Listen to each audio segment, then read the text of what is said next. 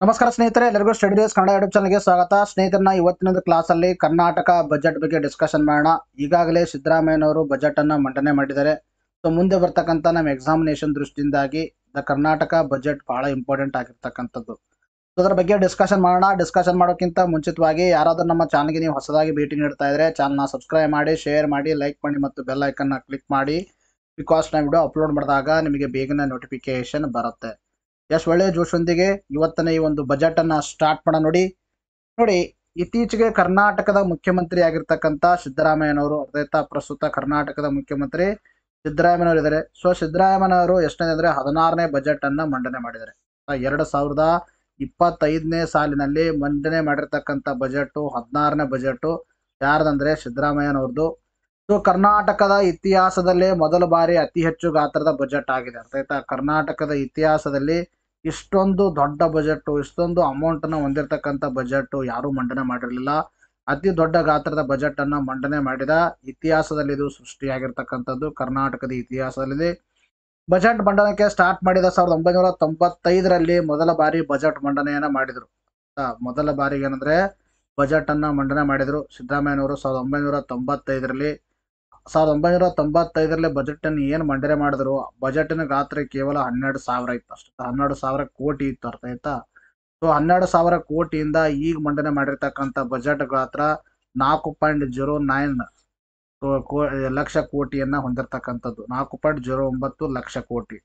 ಕರ್ನಾಟಕದಲ್ಲಿ ಅತಿ ಹೆಚ್ಚು ಬಜೆಟ್ ಮಂಡನೆ ಮಾಡಿದ ಮುಖ್ಯಮಂತ್ರಿ ಅಂತೂ ಕೂಡ ಇವರು ಪಾತ್ರರಾಗಿದ್ದಾರೆ. ಅತಿ ಹೆಚ್ಚು ಬಾರಿ ಬಜೆಟ್ ಮಂಡನೆ ಮಾಡಿದ ಕರ್ನಾಟಕದ ಮುಖ್ಯಮಂತ್ರಿ ಯಾರಂದ್ರೆ ಸಿದ್ದರಾಮಯ್ಯನವರು. 16 ಬಾರಿ ಬಜೆಟ್ ಅನ್ನ ಮಂಡನೆ ಮಾಡಿದ್ದಾರೆ. ನೋಡ್ರಿ, ಬಜೆಟ್ ಬಗ್ಗೆ ಸ್ವಲ್ಪ ಹಿನ್ನೆಲೆ ನೋಡ್ತಾ ಬಂದಾಗ, ಬಜೆಟ್ ಅಂತಕ್ಕಂಥದ್ದು ಇದು ಏನಂದ್ರೆ economic policy, economic policy of the government. That is economic policy, more specifically fiscal policy. Fiscal policy ಅಂತ ಹೇಳ್ತೀವಿ. ಸರ್ಕಾರದ ಒಂದು ಆರ್ಥಿಕ ನೀತಿಯನ್ನ ಒಂದು ಡಾಕ್ಯುಮೆಂಟ್ ರೂಪದಲ್ಲಿ ಪ್ರಸ್ತುತಪಡಿಸುತ್ತೆ. ಸೊ ಡಾಕ್ಯುಮೆಂಟ್ ರೂಪದಲ್ಲಿ ಪ್ರಸ್ತುತಪಡಿಸಿರ್ತಕ್ಕಂಥ ಈ ಒಂದು ಫಿಸ್ಕಲ್ ಪಾಲಿಸಿಯನ್ನೇ ನಾವೇನ್ ಕರಿತೀವಿ, ಬಜೆಟ್ ಅಂತ ಕರಿತೀವಿ. ಸೊ ಈ ಒಂದು ಫಿಸ್ಕಲ್ ಪಾಲಿಸಿ ಅಥವಾ ಈ ಒಂದು ಬಜೆಟ್ದ ಒಂದು ವರ್ಷ ಅಂದ್ರೆ ಮುಂದಿನ ವರ್ಷ, ಅಪ್ಕಮಿಂಗ್ ಇಯರ್ ಅಲ್ಲಿ, ಮುಂದಿನ ಬರ್ತಕ್ಕಂಥ ಆರ್ಥಿಕ ವರ್ಷದಲ್ಲಿ ಸರ್ಕಾರದ ಎಷ್ಟು ಎಕ್ಸ್ಪೆಂಡಿಚರ್ ಮಾಡಲಿದೆ ಮತ್ತು ಸರ್ಕಾರ ಯಾವ್ಯಾವ ಮೂಲದಿಂದ ಎಷ್ಟೆಷ್ಟು ರೆವೆನ್ಯೂ ಕಲೆಕ್ಟ್ ಆಗಲಿದೆ ಅನ್ನೋದ್ರ ಬಗ್ಗೆ ಒಂದು ಡಾಕ್ಯುಮೆಂಟ್ ರೂಪದಲ್ಲಿ ಸರ್ಕಾರ ಏನು ಮಾಡುತ್ತೆ, ತನ್ನ ಫಿಸ್ಕಲ್ ಪಾಲಿಸಿಯನ್ನ ಪ್ರೆಸೆಂಟ್ ಮಾಡುತ್ತೆ. ಅದಕ್ಕೆ ನಾವೇನು ಕರಿತೀವಿ, ಬಜೆಟ್ ಅಂತ ಕರಿತೀವಿ. ಒಂದು ಆರ್ಥಿಕ ವರ್ಷ ಅಂದ್ರೆ ಏನಂದ್ರೆ ಅದು ಏಪ್ರಿಲ್ 1ರಿಂದ ಸ್ಟಾರ್ಟ್ ಆಗುತ್ತೆ. ಏಪ್ರಿಲ್ 1ರಿಂದ ಸ್ಟಾರ್ಟ್ ಆಗಿ ಮಾರ್ಚ್ 31ರವರೆಗೆ ಎಂಡ್ ಆಗುತ್ತೆ. ಏಪ್ರಿಲ್ 1ರಿಂದ March 31 it is the financial year. ಈ ಒಂದು ಫಿನಾನ್ಷಿಯಲ್ ಇಯರ್ ಅಲ್ಲಿ ಸರ್ಕಾರ ಎಷ್ಟು ಎಕ್ಸ್ಪೆಂಡಿಚರ್ ಮಾಡ್ತಾ ಇದೆ, ಎಷ್ಟು ರೆವೆನ್ಯೂ ಕಲೆಕ್ಟ್ ಮಾಡ್ತಾ ಇದೆ ಅನ್ನೋದ್ರ ಬಗ್ಗೆ ಒಂದು ಎಸ್ಟಿಮೇಷನ್ ಸರ್ಕಾರ ಏನ್ ಮಾಡುತ್ತೆ, ಡಾಕ್ಯುಮೆಂಟ್ ರೂಪದಲ್ಲಿ ಪ್ರೆಸೆಂಟ್ ಮಾಡುತ್ತೆ. ಅದಕ್ಕೆ ನಾವು ಬಜೆಟ್ ಅಂತ ಕರಿತೀವಿ. ಕೇಂದ್ರ ಬಜೆಟ್ ಕುರಿತು ಕೇಂದ್ರ ಬಜೆಟ್ ಕುರಿತು ತಿಳಿಸುವ ವಿಧಿ ಅಂದ್ರೆ 112ನೇ ವಿಧಿ ಏನ್ ಮಾಡುತ್ತೆ, ಕೇಂದ್ರ ಬಜೆಟ್ ಬಗ್ಗೆ ತಿಳಿಸುತ್ತೆ. ಇನ್ನ ರಾಜ್ಯ ಬಜೆಟ್ ಬಗ್ಗೆ ರಾಜ್ಯ ಬಜೆಟ್ ಬಗ್ಗೆ ಕುರಿತು ತಿಳಿಸುವ ವಿಧಿ ಎಷ್ಟನೇ ಅಂದ್ರೆ 202ನೇ ವಿಧಿ ರಾಜ್ಯ ಬಜೆಟ್ ಬಗ್ಗೆ ತಿಳಿಸುತ್ತೆ. ಇನ್ನ ಬಜೆಟ್ ಅನ್ನ ತಯಾರಿಸುವ ಸಚಿವಾಲಯ, ಯಾವ ಸಚಿವಾಲಯ ತಯಾರಿಸುತ್ತಂದ್ರೆ ಇದು ಹಣಕಾಸು ಸಚಿವಾಲಯ ತಯಾರು ಮಾಡುತ್ತೆ. ಇನ್ನ ಬಜೆಟ್ ಅನ್ನ ಪ್ರೆಸೆಂಟ್ ಮಾಡೋರು ಯಾರಂದ್ರೆ ಹಣಕಾಸು ಸಚಿವರು ಮಾಡ್ತಾರೆ ಸಾಮಾನ್ಯವಾಗಿ. ಸೊ ಎಲ್ಲಾ ಟೈಮಲ್ಲಿ ಹಣಕಾಸು ಸಚಿವರೇ ಮಾಡಲೇಬೇಕೆಂಬ ನಿರ್ಬಂಧನೂ ಕೂಡ ಇಲ್ಲ. ಇನ್ನ ಬಜೆಟ್ಗೆ ಕಾರಣೀಕರ್ತವಾಗಿರ್ತಕ್ಕಂಥ ವ್ಯಕ್ತಿ ಯಾರಂದ್ರೆ ಸೆಂಟ್ರಲ್ದಲ್ಲಿ ಪ್ರೆಸಿಡೆಂಟು, ಇನ್ನ ಸ್ಟೇಟ್ ಲೆವೆಲ್ ಅಲ್ಲಿ ರಾಜ್ಯಪಾಲರು. These are the important facts. ನಾವು ನಿಮ್ ಯೂನಿಯನ್ ಬಜೆಟ್ ಮಾಡಿದಾಗ ಕೂಡ ಹೇಳಿದೀವಿ. ಇಷ್ಟು ಮಾಹಿತಿ ತಮಗೆ ಕ್ಲಿಯರ್ ಆಗಿರ್ದೆ. ಐ ಹೋಪ್ ನಿಮ್ಮೆಲ್ಲರಿಗೂ ಅಂಡರ್ಸ್ಟ್ಯಾಂಡಿಂಗ್ ಆಗಿದೆ ಅಂತ ಅನ್ಕೋತೀನಿ. ಅರ್ಥ ಆಯ್ತಾ? ನೋಡ್ರಿ, ಸ್ವಲ್ಪ ಬರ್ಡ್ ವ್ಯೂ ನೋಡ್ತಾ ಬಂದಾಗ ಕರ್ನಾಟಕ ಬಜೆಟ್ ಗಾತ್ರ ಪ್ರಸ್ತುತವಾಗಿ ಇದು ಹೇಳಿದ್ದು 4,09,549 ಕೋಟಿ. ಇದು ಕರ್ನಾಟಕದ ಪ್ರಸ್ತುತ ಬಜೆಟ್ ಅಥವಾ ಬಜೆಟ್ನ ಗಾತ್ರ. ಅಥವಾ ಇದನ್ನ ನಾವು ಸಿಂಪಲ್ ಆಗಿ ಏನಂದ್ರೆ 9.09 ಲಕ್ಷ ಕೋಟಿ ಅಂತಾನೂ ಕೂಡ ಹೇಳ್ತೀವಿ.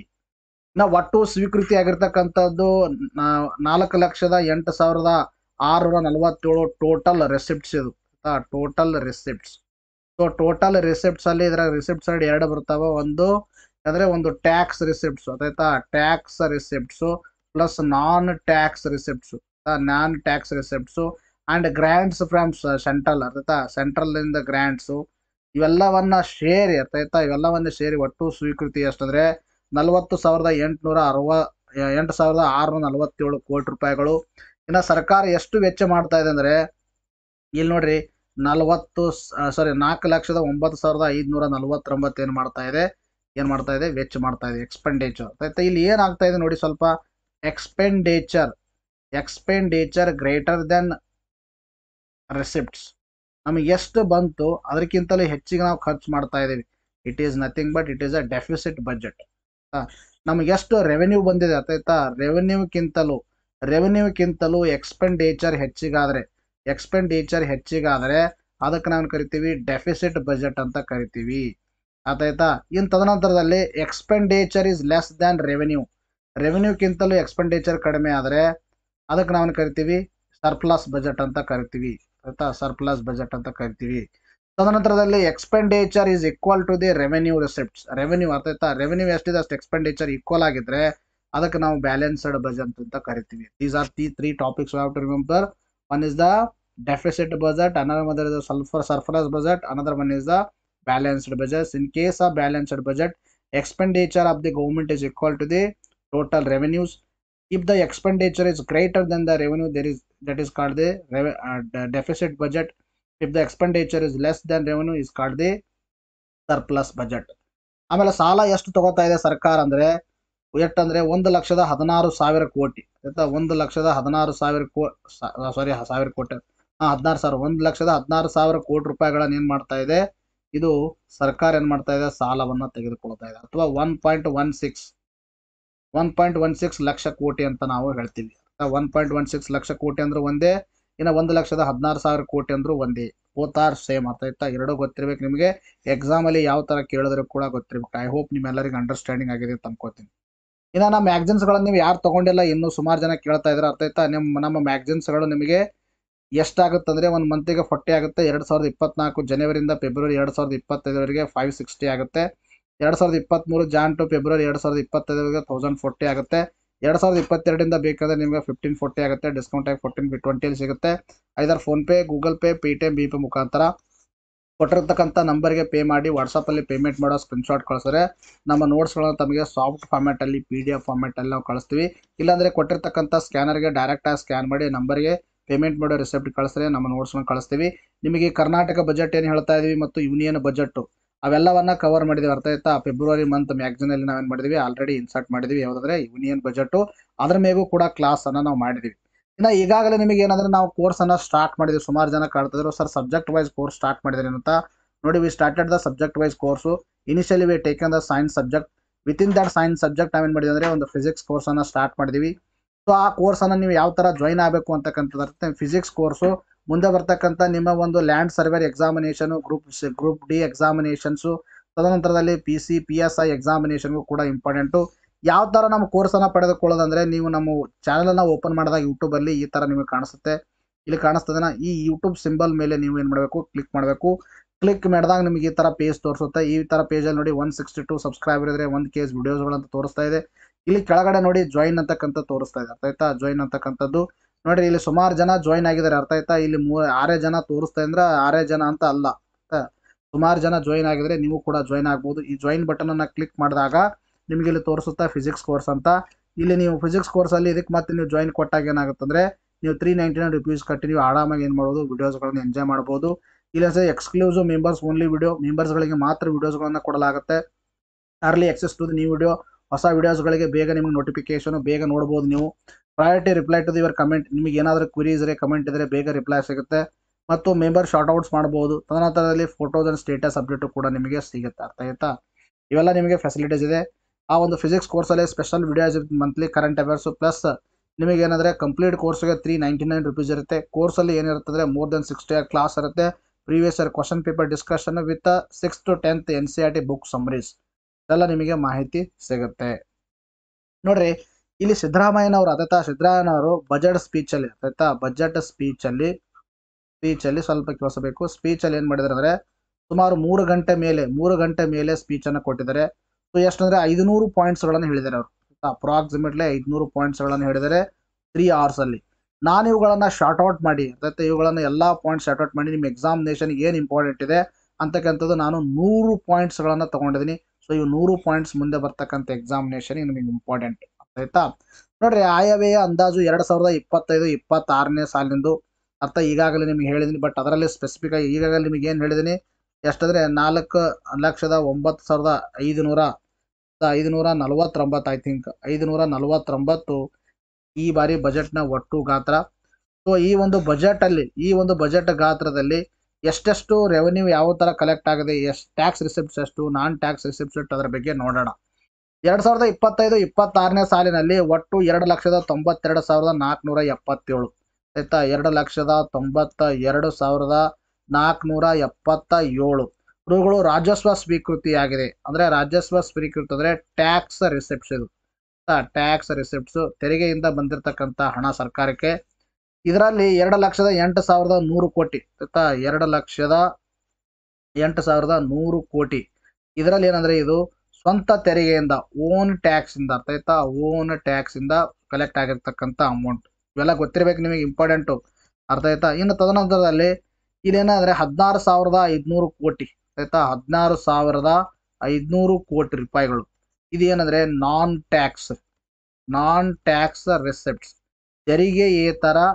ತೆರಿಗೆಯೇತರ ಏನಂದ್ರೆ ರಾಜಸ್ವ. ಇದು ಅರ್ಥ, ತೆರಿಗೆಯೇತರ ರಾಜಸ್ವ. ಇನ್ನು ಕೇಂದ್ರ ಸರ್ಕಾರದಿಂದ ಕರ್ನಾಟಕದ ಒಂದು ತೆರಿಗೆ ಪಾಲು ಕೇಂದ್ರ ಸರ್ಕಾರದಿಂದ ಬರುತ್ತೆ ಫೈನಾನ್ಸ್ ಕಮಿಷನ್ ರಿಕಮೆಂಡೇಶನ್ ಆಧಾರದ ಮೇಲೆ. ಸೊ ಅದು ಸರ್ಕಾರಕ್ಕೆ ಬಂದಿರತಕ್ಕಂಥ ಕೇಂದ್ರ ಸರ್ಕಾರದಿಂದ ಬಂದಿರತಕ್ಕಂಥ ತೆರಿಗೆ ರೂಪದಲ್ಲಿ ಹಣ ಎಷ್ಟಂದ್ರೆ 67,800 ಆಯ್ತಾ. 67,877 ರೂಪೀಸ್, 7 ಕೋಟಿಗಳು ಆಯ್ತಾ. ಇಷ್ಟು ಕೋಟಿ ಏನಂದ್ರೆ ಬಂದಿರತಕ್ಕಂಥ ಇವೆಲ್ಲ ಕೋಟಿ. 2,92,477 ಕೋಟಿ ಟ್ಯಾಕ್ಸ್ ರಿಸಿಪ್ಟು. ಅದರಲ್ಲಿ ಕರ್ನಾಟಕದ ಓನ್ ಟ್ಯಾಕ್ಸ್ ಎಷ್ಟಂದ್ರೆ 2,08,100 ಕೋಟಿ ಓನ್ ಟ್ಯಾಕ್ಸು. ಆ ಓನ್ ಟ್ಯಾಕ್ಸ್ ಅಲ್ಲಿ ಮತ್ತೇನಂದ್ರೆ 16,500 ಕೋಟಿ ನಾನ್ ಟ್ಯಾಕ್ಸ್ ರಿಸಿಪ್ಟ್ಸ್ ಇದು. ಇನ್ನು ಕೇಂದ್ರ ಸರ್ಕಾರದಿಂದ ಎಷ್ಟಂದ್ರೆ 67,877 ಕೋಟಿ ರೂಪಾಯಿಗಳು ಕೇಂದ್ರ ಸರ್ಕಾರದಿಂದ ಬಂದಿರತಕ್ಕಂಥದ್ದು. 2025-26ನೇ ಸಾಲಿನಲ್ಲಿ ಎಷ್ಟಂದ್ರೆ 1,16,000 ಕೋಟಿ ರೂಪಾಯಿಗಳು ಏನಾಗಿದೆ ಕರ್ನಾಟಕಕ್ಕೆ ಸಾಲವಾಗಿರ್ತಕ್ಕಂಥದ್ದು. ಮತ್ತು ಇದರಲ್ಲಿ 170 ಕೋಟಿ ಋಣಯೇತರ ಬಂಡವಾಳ ಸ್ವೀಕೃತಿ ಆಗಿರ್ತಕ್ಕಂಥದ್ದು.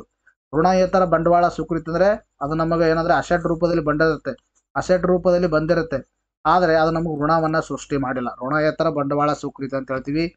ಈ ಎಲ್ಲಾ ಸ್ವೀಕೃತಿಗಳು ಸೇರಿ 2025-25ನೇ ಸಾಲಿನಲ್ಲಿ ಒಟ್ಟು ಅರ್ಥ ಆಯ್ತಾ, ಒಟ್ಟು ಸ್ವೀಕೃತಿ ಎಷ್ಟಂದ್ರೆ ನಿಮಗೆ ಈಗಾಗಲೇ 8,647 ಅರ್ಥ ಆಯ್ತಾ. 4,08,647 ರೂಪೀಸ್ಗಳು ಇದು ಟೋಟಲ್ ರಿಸಿಪ್ಟ್ಸ್. ಇದು ಟೋಟಲ್ ರಿಸಿಪ್ಟ್ ಟೋಟಲ್ ಇವೆಲ್ಲ ಕೂಡಿಸಿದಾಗ ನಿಮಗೆ ಏನಂದ್ರೆ ಟೋಟಲ್ ರಿಸಿಪ್ಟು ಸಿಗುತ್ತೆ. ಗೊತ್ತಿರಬೇಕು, important. Tax receipt, non tax receipts, ಆಮೇಲೆ ಸೆಂಟ್ರಲ್ ಗೌರ್ಮೆಂಟ್ ಇಂದ ಎಷ್ಟು, ಆಮೇಲೆ ಟೋಟಲ್ ರಿಸಿಪ್ಟ್ಸ್ ಎಷ್ಟು, ಆಮೇಲೆ ಟೋಟಲ್ ಬಜೆಟ್ ಗಾತ್ರ ಎಷ್ಟು ಸಾಲ ಮಾಡ್ತಾ ಇದ್ದಾರೆ ಅಂತಕ್ಕಂಥದ್ದು.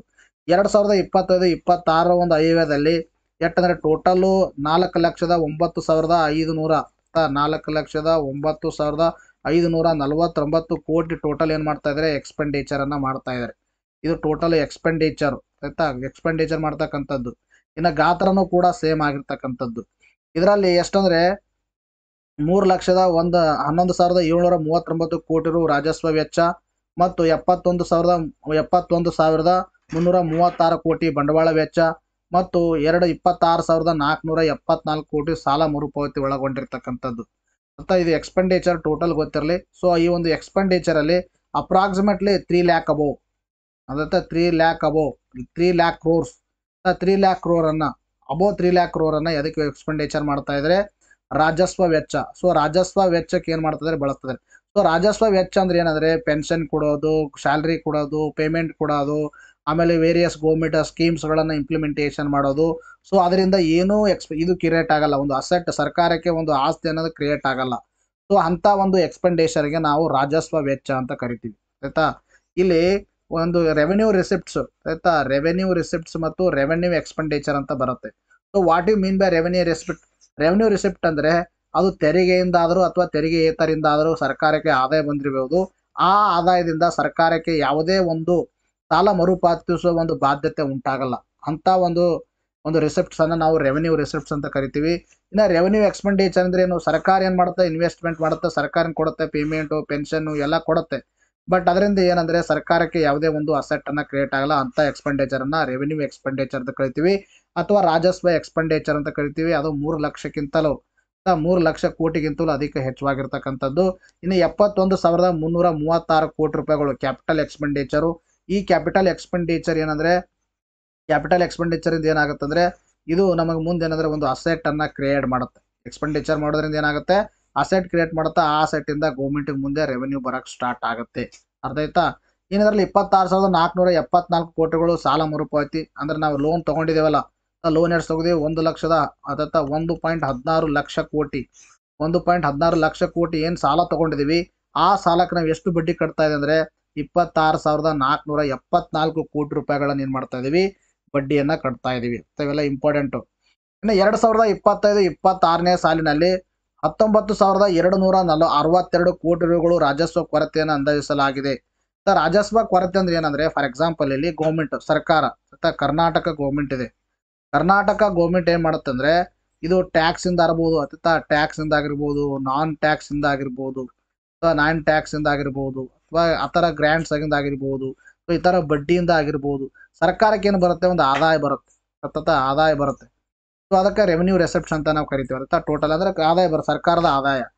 ಸೊ ಈ ಬಂದಿರತಕ್ಕಂಥ ಸರ್ಕಾರಕ್ಕೆ ಬಂದಿರತಕ್ಕಂಥ ರೆವೆನ್ಯೂ ರಿಸಿಪ್ಟ್ಸ್ ಏನಿದೆ ಆ ರೆವೆನ್ಯೂ ರಿಸಿಪ್ಟ್ಸ್ ಇಂದಾಗಿ ನಾವು ರೆವೆನ್ಯೂ ಎಕ್ಸ್ಪೆಂಡಿಚರ್ ಮಾಡೋಕ್ಕಾಗಲ್ಲ. ಅಂಥದನ್ನ ನಾವು ರಾಜಸ್ವ ಕೊರತೆ ಅಂತ ಕರಿತೀವಿ. Revenue expenditure is greater than revenue expenditure is greater than revenue receipts. ಆದರೆ ಅದಕ್ಕೆ ನಾವೇನು ಕರಿತೀವಿ ಅಂದ್ರೆ ರಾಜಸ್ವ ಕೊರತೆ ಅಂತ ಕರಿತೀವಿ. ರಾಜಸ್ವ ಕೊರತೆ 0.63 ಇದೆ. 0.63 ಅಂದ್ರೆ ಏನಂದ್ರೆ ಇಫ್ ಸಪೋಸ್ ರೆವೆನ್ಯೂ ರೆಸೆಪ್ಟ್ಸ್ ನಮಗೆ ಎಷ್ಟಂದ್ರೆ ರೆವೆನ್ಯೂ ಎಕ್ಸ್ಪೆಂಡಿಚರು 10 ರೂಪಾಯಿ ಇದೆ. ರೆವೆನ್ಯೂ ಎಕ್ಸ್ಪೆಂಡಿಚರ್ 10 ರೂಪಾಯಿ ಇದೆ. ಬಟ್ ನಮಗೆ ಬರ್ತಕ್ಕಂಥದ್ದು ಎಷ್ಟಂದ್ರೆ 9.7 ಇದೆ. 9.7 ಮಾತ್ರ ನಮಗೆ ಅಲ್ಲ 9.4 ಇದೆ. 9.4 ನಮಗೆ ಬರ್ತಕ್ಕಂಥ ಹಣ 9.4 ರೂಪೀಸ್ಗಳು ತೆರಿಗೆಯಿಂದ. ಹಾಗಾದ್ರೆ ನಾವು ಎಕ್ಸ್ಪೆಂಡಿಚರ್ ಮಾಡ್ತಕ್ಕಂಥದ್ದು ಎಷ್ಟು 10 ರೂಪಾಯಿಗಳನ್ನ ಎಕ್ಸ್ಪೆಂಡಿಚರ್ ಮಾಡ್ತಾ ಇದೆ ರೆವೆನ್ಯೂ ಎಕ್ಸ್ಪೆಂಡಿಚರ್. ಸೊ ಅದಕ್ಕೆ ಏನಾಯ್ತು ಅಂದ್ರೆ 0.63 ಏನಾಗುತ್ತೆ ಅಂದ್ರೆ ನಮಗೆ ಡೆಫಿಸಿಟ್ ಆಗುತ್ತೆ, ಇಷ್ಟು ಸಾಲ ಉಂಟಾಗುತ್ತೆ. ಸೊ ಅದಕ್ಕೆ ನಾವು ರಾಜಸ್ವ ವೆಚ್ಚ ಅಂತ ನಾವು ಹೇಳ್ತೀವಿ. GSDP. So what is GSDP? Gross state domestic product ಅಂತ ಹೇಳ್ತೀವಿ. ಇನ್ನ ವಿತ್ತೀಯ ಕೊರತೆ ಅಂದ್ರೆ ನಾವೇನ್ ಹೇಳ್ತೀವಿ, ವಿತ್ತೀಯ ಕೊರತೆ ಅಂದ್ರೆ ಫಿಸ್ಕಲ್ ಡೆಫಿಸಿಟ್ ಅಂತ ಕರಿತೀವಿ. ಫಿಸ್ಕಲ್ ಡೆಫಿಸಿಟ್ ಎಷ್ಟಂದ್ರೆ 90,428 ಕೋಟಿ ರೂಪಾಯಿಗಳು ಎಂದು ಅಂದಾಜಿಸಲಾಗಿದ್ದು GSDPಯ ಶೇಕಡ 2.95 GSDP ಎಷ್ಟಿದೆ ಅದರದ್ದು 2.95% ನಮ್ಮದು ಏನಿದೆ ಅಂದ್ರೆ ಫಿಸ್ಕಲ್ ಡೆಫಿಸಿಟ್ ಇದೆ. 2.95% ಆಫ್ ದಿ GSDP. ಅಂದ್ರೆ ಇದರ ಅರ್ಥ ಏನಂದ್ರೆ ನಾವು ರೆವೆನ್ಯೂ ರೆಸಿಪ್ಟ್ಸ್ ಅಲ್ಲಿ ಏನ್ ಮಾಡಲ್ಲ, ಸಾಲವನ್ನ ಕೊಡ್ಸಲ್ಲ. ಬಟ್ ವಿತ್ತೀಯ ಕೊರತೆಯಲ್ಲಿ ನಾವು ಸಾಲವನ್ನ ಆ್ಯಡ್ ಮಾಡ್ತೀವಿ. ಅರ್ಥ ಆಯ್ತಾ? 2025-26 ಅಂತ್ಯಕ್ಕೆ ರಾಜ್ಯದ ಒಟ್ಟು ಹೊಣೆಗಾರಿಕೆಗಳು 2025-26ಕ್ಕೆ ರಾಜ್ಯದ ಒಟ್ಟು ಹೊಣೆಗಾರಿಕೆ ಅಂದ್ರೆ ರಾಜ್ಯಕ್ಕೆ ಇಷ್ಟು ಹೊಣೆಗಾರಿಕೆ ಕೊಡಬೇಕಾಗುತ್ತೆ. ಎಷ್ಟಂದ್ರೆ 7,64,655 ಕೋಟಿಗಳು ಎಂದು ಅಂದಾಜಿಸಲಾಗಿದ್ದು GSDPಯ ಶೇಕಡ 24.91% ಇದೆ ಅಂತಕ್ಕಂಥದ್ದು.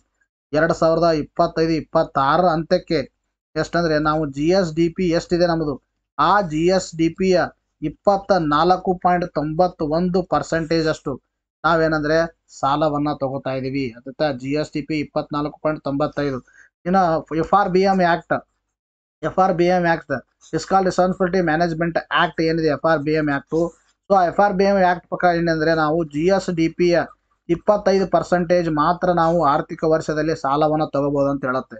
ಬಟ್ ನಮ್ಮ ಸಾಲ ರೀಚ್ ಆಗೋದು 24.91% ಅಲ್ಲ, ಏನಾಗಿದೆ ರೀಚ್ ಆಗಿದೆ. ಸ್ವಲ್ಪ ನಾವು ಇನ್ನೂ ಸೇಫಲ್ಲಿ ಇದೀವಿ. ಅರ್ಥ ಆಯ್ತಾ? ಅಂದ್ರೆ ಅಷ್ಟೊಂದು ಕ್ರಾಸ್ ಆಗಿಲ್ಲ, ಬಟ್ ಸೇಫಲ್ಲಿ ಇದೀವಿ. ಇದನ್ನ ಪ್ರಿಕಾಷನ್ ಅನ್ನ ಮುಂದೆ ತಗೋಬೇಕಾಗುತ್ತೆ. ಮತ್ತೆ ಇನ್ನೊಂದು ಏನಂದ್ರೆ ನಾವು ಒಂದು ಫಿಸ್ಕಲ್ ಡೆಫಿಸಿಟ್ ಅನ್ನ ವಿತಿನ್ 3% ಅಲ್ಲಿ ಮೇಂಟೈನ್ ಮಾಡ್ಬೇಕಂತ ಹೇಳ್ತಾರ. ಸೊ ಅದನ್ನ ಮೇಂಟೈನ್ ಮಾಡಿದೀವಿ, 2.95% ಇದೆ.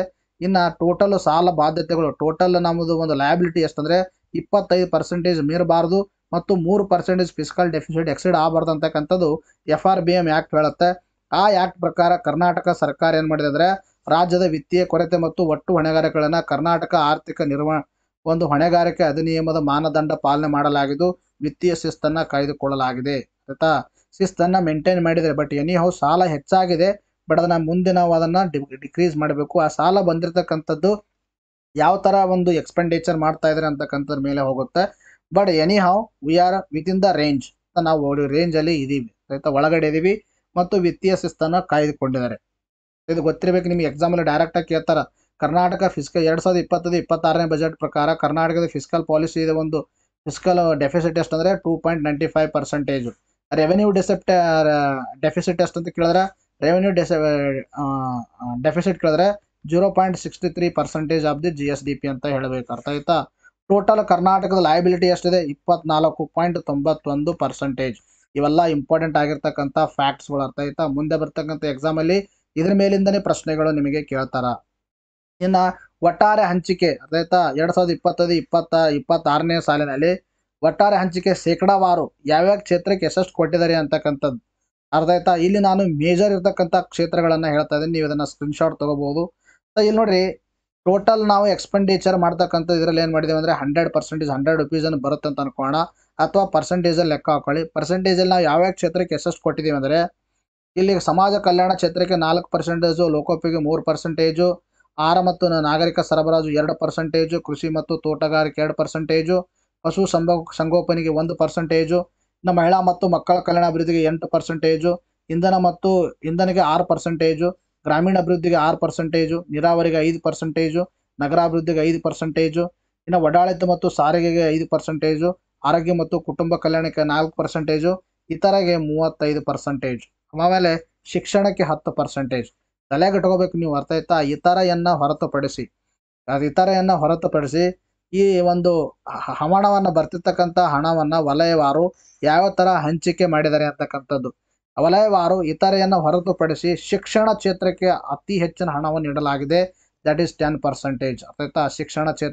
ಶಿಕ್ಷಣ ಕ್ಷೇತ್ರ ಆದ್ಮೇಲೆ ಮಹಿಳಾ ಮತ್ತು ಮಕ್ಕಳ ಕಲ್ಯಾಣ ಅಭಿವೃದ್ಧಿ ಕ್ಷೇತ್ರಕ್ಕೆ ಅತಿ ಹೆಚ್ಚಾಗಿ ಇಟ್ಟಿದ್ದಾರೆ 8%.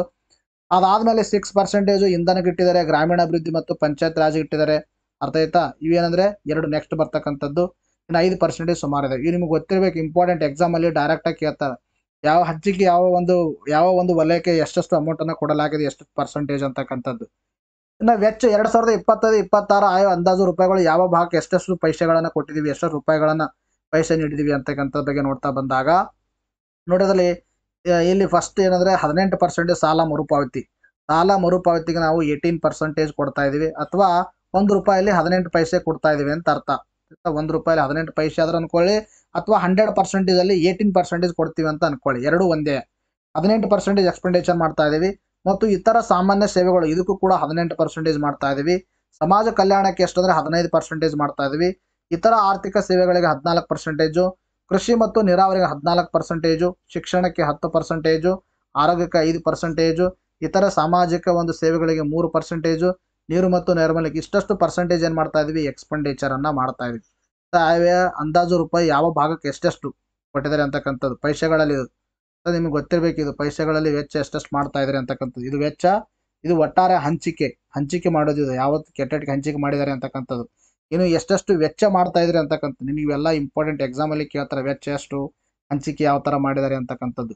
ಇನ್ನು ಜಮೆ ರೂಪಿ ಎಷ್ಟು ಭಾಗ ಯಾವುದರಿಂದ ಯಾವುದರಿಂದ ಎಷ್ಟೆಷ್ಟು ರೂಪಿ ಬರ್ತಾ ಇದೆ, ಅಮೌಂಟ್ಗೆ ಎಷ್ಟು ಬರ್ತಾ ಇದೆ, ಆಮೇಲೆ ನಾವು ಎಷ್ಟು ಎಕ್ಸ್ಪೆಂಡಿಚರ್ ಮಾಡ್ತಾ ಇದ್ದೀವಿ, ಯಾವ ಒಂದು ವಲಯದಿಂದ ಎಷ್ಟೆಷ್ಟು ಬರ್ತಾ ಇದೆ, ಯಾವ ಫೀಲ್ಡ್ ಇಂದ ನಾವು ಯಾವ್ದಕ್ಕೆ ಎಷ್ಟೆಷ್ಟು ಖರ್ಚು ಮಾಡ್ತಾ ಇದೀವಿ ಅಂತಕ್ಕಂಥದ್ದು ಇಂಪಾರ್ಟೆಂಟು.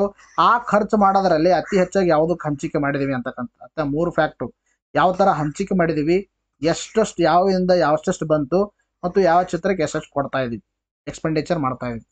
ಜಮೆ ರೂಪಿ ಎಷ್ಟು ಭಾಗ ಯಾವುದರಿಂದ 2025-26 ಅಂದಾಜು ಪೈಸೆ ಬಗ್ಗೆ ನೋಡ್ತಾ ಬಂದಾಗ ಇಲ್ಲಿ ನೋಡ್ರಿ 13% ಕೇಂದ್ರ ತೆರಿಗೆ ಪಾಲಿನಿಂದ ಬರುತ್ತೆ, ಇನ್ನು 27% ಸಾಲದಿಂದ, ರಾಜ್ಯ ತೆರಿಗೆ ಆದಾಯದಿಂದ 52%, ಇನ್ನು ರಾಜ್ಯ ತೆರಿಗೆಯೇತರ ರಾಜಸ್ವದಿಂದ 4%. ಜಮೆ ಎಷ್ಟಾಗುತ್ತೆ ಅಂತಕ್ಕಂಥ ನಿಮಗೆ ಕೇಳಿದ್ರೆ ಅತಿ ಹೆಚ್ಚಾಗಿ ಮೊದಲು ಗೊತ್ತಿರಬೇಕು, ರಾಜ್ಯ ತೆರಿಗೆಯಿಂದ ಅತಿ ಹೆಚ್ಚಾಗಿ ಹಣ ಬರುತ್ತೆ. ರಾಜ್ಯ ತೆರಿಗೆ ಆದ ಮೇಲೆ ನಾವು ಸಾಲದಿಂದ ಅತಿ ಹೆಚ್ಚಾಗಿ ಸರ್ಕಾರಕ್ಕೆ ಹಣ ಬರುತ್ತೆ, ಸರ್ಕಾರ ಜೇಬು ತುಂಬುತ್ತೆ ಸಾಲದಿಂದ. ಮತ್ತಿನ್ನು ತದನಂತರದಲ್ಲಿ ಕೇಂದ್ರ ಸರ್ಕಾರ, ನೆಕ್ಸ್ಟ್ ಕೇಂದ್ರ ಸರ್ಕಾರದ ತೆರಿಗೆ ಪಾಲಿನಿಂದ 3ನೇ ಆಪ್ಷನು, ಕೇಂದ್ರ ಸರ್ಕಾರದ ತೆರಿಗೆ ಪಾಲಿನಿಂದ ಮೂರನೇದರಲ್ಲಿ ಬರುತ್ತೆ. ಇನ್ನು 4ರಲ್ಲಿ ಅಂದ್ರೆ ಕೇಂದ್ರ ಸರ್ಕಾರದ ಸಹಾಯಧನ ಮತ್ತು ರಾಜ್ಯ ತೆರಿಗೆಯೇತರ ರಾಜಸ್ವ, ಅದು ಬರುತ್ತೆ, ಎರಡೂ ಬರ್ತವೆ ಲಾಸ್ಟ್. ಇದು ಗೊತ್ತಿರಬೇಕು ನಿಮಗೆ, ಇಂಪಾರ್ಟೆಂಟ್ ಎಕ್ಸಾಮ್ ಅಲ್ಲಿ ಕೇಳ್ತಾರೆ, ಯಾವ್ದು ಅತಿ ಹೆಚ್ಚಾಗಿ ಯಾವ್ದು ಕಡಿಮೆ ಅಂತಕ್ಕಂಥದ್ದು. ಇಲ್ಲಿ ನಿಮ್ಗೆ ಡಯಾಗ್ರಾಮ್ ಸಮೇತ ನಾನು ಯಾಕೆ ಹಾಕಿದ್ದೀನಿ, ಈ ದೃಷ್ಟಿಯಿಂದನೇ. ಅರ್ಥ ಆಯ್ತಾ. ನೆಕ್ಸ್ಟ್ ಈ ವರ್ಷದ ಒಂದು ಆಯೋಗದಲ್ಲಿ ಪ್ರಮುಖವಾಗಿ 6 ಅಭಿವೃದ್ಧಿ ಆಯಾಮಗಳನ್ನು ಗುರುತಿಸಿ ಕಾರ್ಯಕ್ರಮಗಳನ್ನು ಜಾರಿಗೊಳಿಸಲಾಗ್ತಾ ಇದೆ. 6 ಡೈಮೆನ್ಷನ್ಗಳಲ್ಲಿ ಅರ್ಥಾತ್ 6 ಒಂದು ಆಯಾಮಗಳನ್ನು ಗುರುತಿಸಿ ಮತ್ತು ಆ 6 ಆಯಾಮಗಳಲ್ಲಿ ವಿವಿಧ ಕಾರ್ಯಕ್ರಮಗಳನ್ನು ಜಾರಿಗೆ ಮಾಡ್ತಲಾಗಿರ್ತಕ್ಕಂಥದ್ದು. ಹಾಗಾದ್ರೆ 6 ಆಯಾಮಗಳು ಯಾವುವು ಅಂತಕ್ಕಂಥ ನೋಡ್ತಾ ಬಂದಾಗ ಒಂದು ಕಲ್ಯಾಣ ಕಾರ್ಯಕ್ರಮಗಳು ಆಯವ್ಯಯ ಅಂತಕ್ಕಂಥದ್ದು, ಕೃಷಿ ಮತ್ತು ಗ್ರಾಮೀಣ ಅಭಿವೃದ್ಧಿ ಆಯವ್ಯಯ ಅಂತಕ್ಕಂಥದ್ದು. ಈ ಆಯವ್ಯಯನ್ನ 6 ಡೈಮೆನ್ಷನ್ಗಳಲ್ಲಿ ಹಂಚಿಕೆ ಮಾಡಿದ್ದಾರೆ, 6 ಡೈಮೆನ್ಷನ್ಗಳಲ್ಲಿ ಪ್ರಸ್ತಾಪ ಮಾಡಿದ್ದಾರೆ. 6 ಒಂದು ಡೈಮೆನ್ಷನ್ದಲ್ಲಿ ಅಥವಾ 6 ಒಂದು ಪಿಲ್ಲರ್ಸ್ಗಳಲ್ಲಿ ಏನು ಮಾಡಿದ್ದಾರೆ ಅಂದ್ರೆ ಹಂಚಿಕೆ ಮಾಡಿದ್ದಾರೆ. ಒಂದು ಅಭಿವೃದ್ಧಿ ಕೇಂದ್ರಿತ ಒಂದು ಆಯವ್ಯಯ ಅಂತಕ್ಕಂಥದ್ದು, ನಗರಾಭಿವೃದ್ಧಿ ಆದ್ಯತೆ ಆಯವ್ಯಯ ಅಂತಕ್ಕಂಥದ್ದು, ಹೂಡಿಕೆ ಮತ್ತು ಉದ್ಯೋಗ ಸೃಜನೆ, ಆಡಳಿತ ಸುಧಾರಣೆ ಅಥವಾ ಇಂಪಾರ್ಟೆಂಟ್ ಇವು. ಎಷ್ಟು ಡೈಮೆನ್ಷನ್ದಲ್ಲಿ ಆಯವ್ಯವನ್ನು ಪ್ರೆಸೆಂಟ್ ಮಾಡಿದರೆ 6 ಡೈಮೆನ್ಷನ್ ಅಲ್ಲಿ. ಆ 6 ಡೈಮೆನ್ಷನ್ಗಳು ಎಲ್ಲ ತಮ್ಮ ತಲೆಯಲ್ಲಿ ಇರಬೇಕು. ಇನ್ನು ರಾಜ್ಯದ ಆರ್ಥಿಕ ಸ್ಥಿತಿ ಬಗ್ಗೆ ಮಾತಾಡ್ತಾ ಬಂದಾಗ ನೋಡಿ, ಕರ್ನಾಟಕ ರಾಜ್ಯವು ವೇಗವಾಗಿ ಬೆಳವಣಿಗೆ ಹೊಂದುತ್ತಿರುವ ರಾಜ್ಯಗಳಲ್ಲಿ ಒಂದಾಗಿರ್ತಕ್ಕಂಥದ್ದು. ದೇಶದ GDPಗೆ ಶೇಕಡ ಎಷ್ಟಂದ್ರೆ 8.4ರಷ್ಟು ಕೊಡುಗೆ ನೀಡಿದೆ. 2024-25 ಸಾಲಿನಲ್ಲಿ ರಾಜ್ಯ ಆರ್ಥಿಕತೆ ಬೆಳವಣಿಗೆ ಶೇಕಡ 7.4ರಷ್ಟು ಅಂದಾಜು ದಾಖಲಾಗಿತ್ತು. ದೇಶದ ಆರ್ಥಿಕತೆ ಶೇಕಡ 6.4ರಷ್ಟು ಬೆಳವಣಿಗೆಯಾಗಿದೆ. ರಾಜ್ಯವು ಆರ್ಥಿಕ ಅಭಿವೃದ್ಧಿ ಪಥದಲ್ಲಿ ಮುಂದುವರೆಯುತ್ತಿದ್ದು, ಪ್ರಸಕ್ತ ವರ್ಷದಲ್ಲಿ ರಾಜ್ಯದ ಆರ್ಥಿಕ ಬೆಳವಣಿಗೆ ದೇಶದ ಆರ್ಥಿಕತೆ ಹೆಚ್ಚಾಗಿದೆ. ಗಮನಿಸಬೇಕಾಗಿರ್ತಕ್ಕಂಥ ವಿಷಯ ಏನಂದ್ರೆ, ಇಲ್ಲಿ ದೇಶದ GDPಗೆ ನಾವು ಇಂಡಿಯಾದ GDP ಇಂಡಿಯಾದ ನೋಡ್ರಿ, ಇಂಡಿಯಾ ಈ ಕಡೆ ಕರ್ನಾಟಕ, ಈ ಕಡೆ ಇಂಡಿಯಾ ಈ ಕಡೆ ಕರ್ನಾಟಕ. ಇಂಡಿಯಾದಲ್ಲಿ ನಾವೇನು ಕರಿತೀವಿ GDP ಅಂತ ಹೇಳ್ತೀವಿ. ಇಂಡಿಯಾದ ಟೋಟಲ್ ಇನ್ಕಮ್ GDP ಅಂತ ಹೇಳ್ತೀವಿ. ಕರ್ನಾಟಕದ ಸಿಂಪಲ್ ಆಗಿ ಟೋಟಲ್ ಇನ್ಕಮ್ GSDP ಅಂತ ಕರಿತೀವಿ. ಇಂಡಿಯಾದ GDPಗೆ GSDP ಕರ್ನಾಟಕದ ಎಷ್ಟು ಕೊಡುಗೆ ನೀಡುತ್ತೆ? 8.4%. 2020-25ರಲ್ಲಿ ಕರ್ನಾಟಕದ ಎಷ್ಟಂದ್ರೆ 7.4% ದರದಲ್ಲಿ ಬೆಳವಣಿಗೆಯಾಗಿದೆ 2024-25ರಲ್ಲಿ. ಇನ್ನು ಇಂಡಿಯಾದ ಒಂದು GDP ಬೆಳವಣಿಗೆ ದರ ಎಷ್ಟಂದ್ರೆ 6.4% ದಲ್ಲಿ ಬೆಳವಣಿಗೆಯಾಗಿದೆ. It means that Karnataka growth rate is more than the India's growth rate. ಇಂಡಿಯಾದ ಗ್ರೋತ್ ರೇಟ್ಗಿಂತಲೂ ಕರ್ನಾಟಕದ ಗ್ರೋತ್ ರೇಟು ಹೆಚ್ಚಾಗಿದೆ ಅಂತಕ್ಕಂಥದ್ದು ಇದು ಫ್ಯಾಕ್ಟ್ ಗೊತ್ತಿರಬೇಕು. ಮತ್ತು ಯಾವ ಒಂದು ರೇಂಜಲ್ಲಿ ಅಥವಾ ಯಾವ ಒಂದು ಗ್ರೋತ್ ಅಲ್ಲಿ ಮುಂದುವರೆದಿದೆ ಅಂತಕ್ಕಂಥದ್ದು ತಮ್ಮ ತಲೆಯಲ್ಲಿ ಫ್ಯಾಕ್ಟ್ ಫಿಕ್ಸ್ ಇರಬೇಕು. ಎಕ್ಸಾಮಲ್ಲಿ ಇವೇ ಕೇಳ್ತಾರೆ ನಿಮಗೆ. ಇನ್ನು ಕಳೆದ ವರ್ಷದಲ್ಲಿ ಶೇಕಡ 4 ಇನ್ನು ವಿವಿಧ ಕ್ಷೇತ್ರ, ಕೃಷಿ ಕ್ಷೇತ್ರದ ಕೊಡುಗೆ ಏನು, ಕೈಗಾರಿಕಾ ಕ್ಷೇತ್ರದ ಮತ್ತು ಸೇವಾ ಕ್ಷೇತ್ರದಲ್ಲಿ ಏನೇನಿದೆ ಅಂತಕ್ಕಂಥದ್ದು. ಕಳೆದ ವರ್ಷದಲ್ಲಿ ಶೇಕಡ -4.9ರಷ್ಟು ಬೆಳವಣಿಗೆ ದಾಖಲಿದೆ. ಕೃಷಿ ವಲಯವು 2024-25ರಲ್ಲಿ ಶೇಕಡ 4ರಷ್ಟು ಬೆಳವಣಿಗೆ ಸಾಧಿಸುವ ಮೂಲಕ ಚೇತರಿಕೆ ಕಂಡಿದ್ದು, ದೇಶದ ಕೃಷಿ ವಲಯದ ಬೆಳವಣಿಗೆ 3.8ಗಿಂತ ಹೆಚ್ಚಾಗಿದೆ. ನೋಡ್ರಿ, 2023-24ರಲ್ಲಿ ಕೃಷಿ ಒಂದು ಬೆಳವಣಿಗೆ, ಕೃಷಿ ಏನಾಯ್ತಂದ್ರೆ ನೆಗೆಟಿವ್ ಗ್ರೋತ್ ಇತ್ತು, 4.9%. ಅಗ್ರಿಕಲ್ಚರ್ ಏನಂದ್ರೆ ನೆಗೆಟಿವ್ ಗ್ರೋತ್ ಇತ್ತು. ಅದೇ 2024-25ರಲ್ಲಿ ಎಷ್ಟಂದ್ರೆ 4%, 4% ಇನ್ಕ್ರೀಸ್ ಆಗಿದೆ. ಇಲ್ಲಿ -4.9 ಇತ್ತು, ಇಲ್ಲಿ ಪ್ಲಸ್ ಆಗಿದೆ 4% ಅಷ್ಟಾಯ್ತಾ. ಅದರ ಅರ್ಥ ಶೇಕಡ 3.8ಗಿಂತ ಹೆಚ್ಚಾಗಿದೆ. ಇವೆರಡಕ್ಕೂ ವ್ಯತ್ಯಾಸ ತೆಗೆದ್ರೆ ಏನಾಗುತ್ತಂದ್ರೆ ಅಬೋ 3.8%ಗಿಂತಲೂ ಗ್ರೋತ್ ರೇಟ್ ಕಂಡಿರ್ತಕ್ಕಂಥದ್ದು. Positive growth rate 3.8% from 2023-24 to the 2024-25.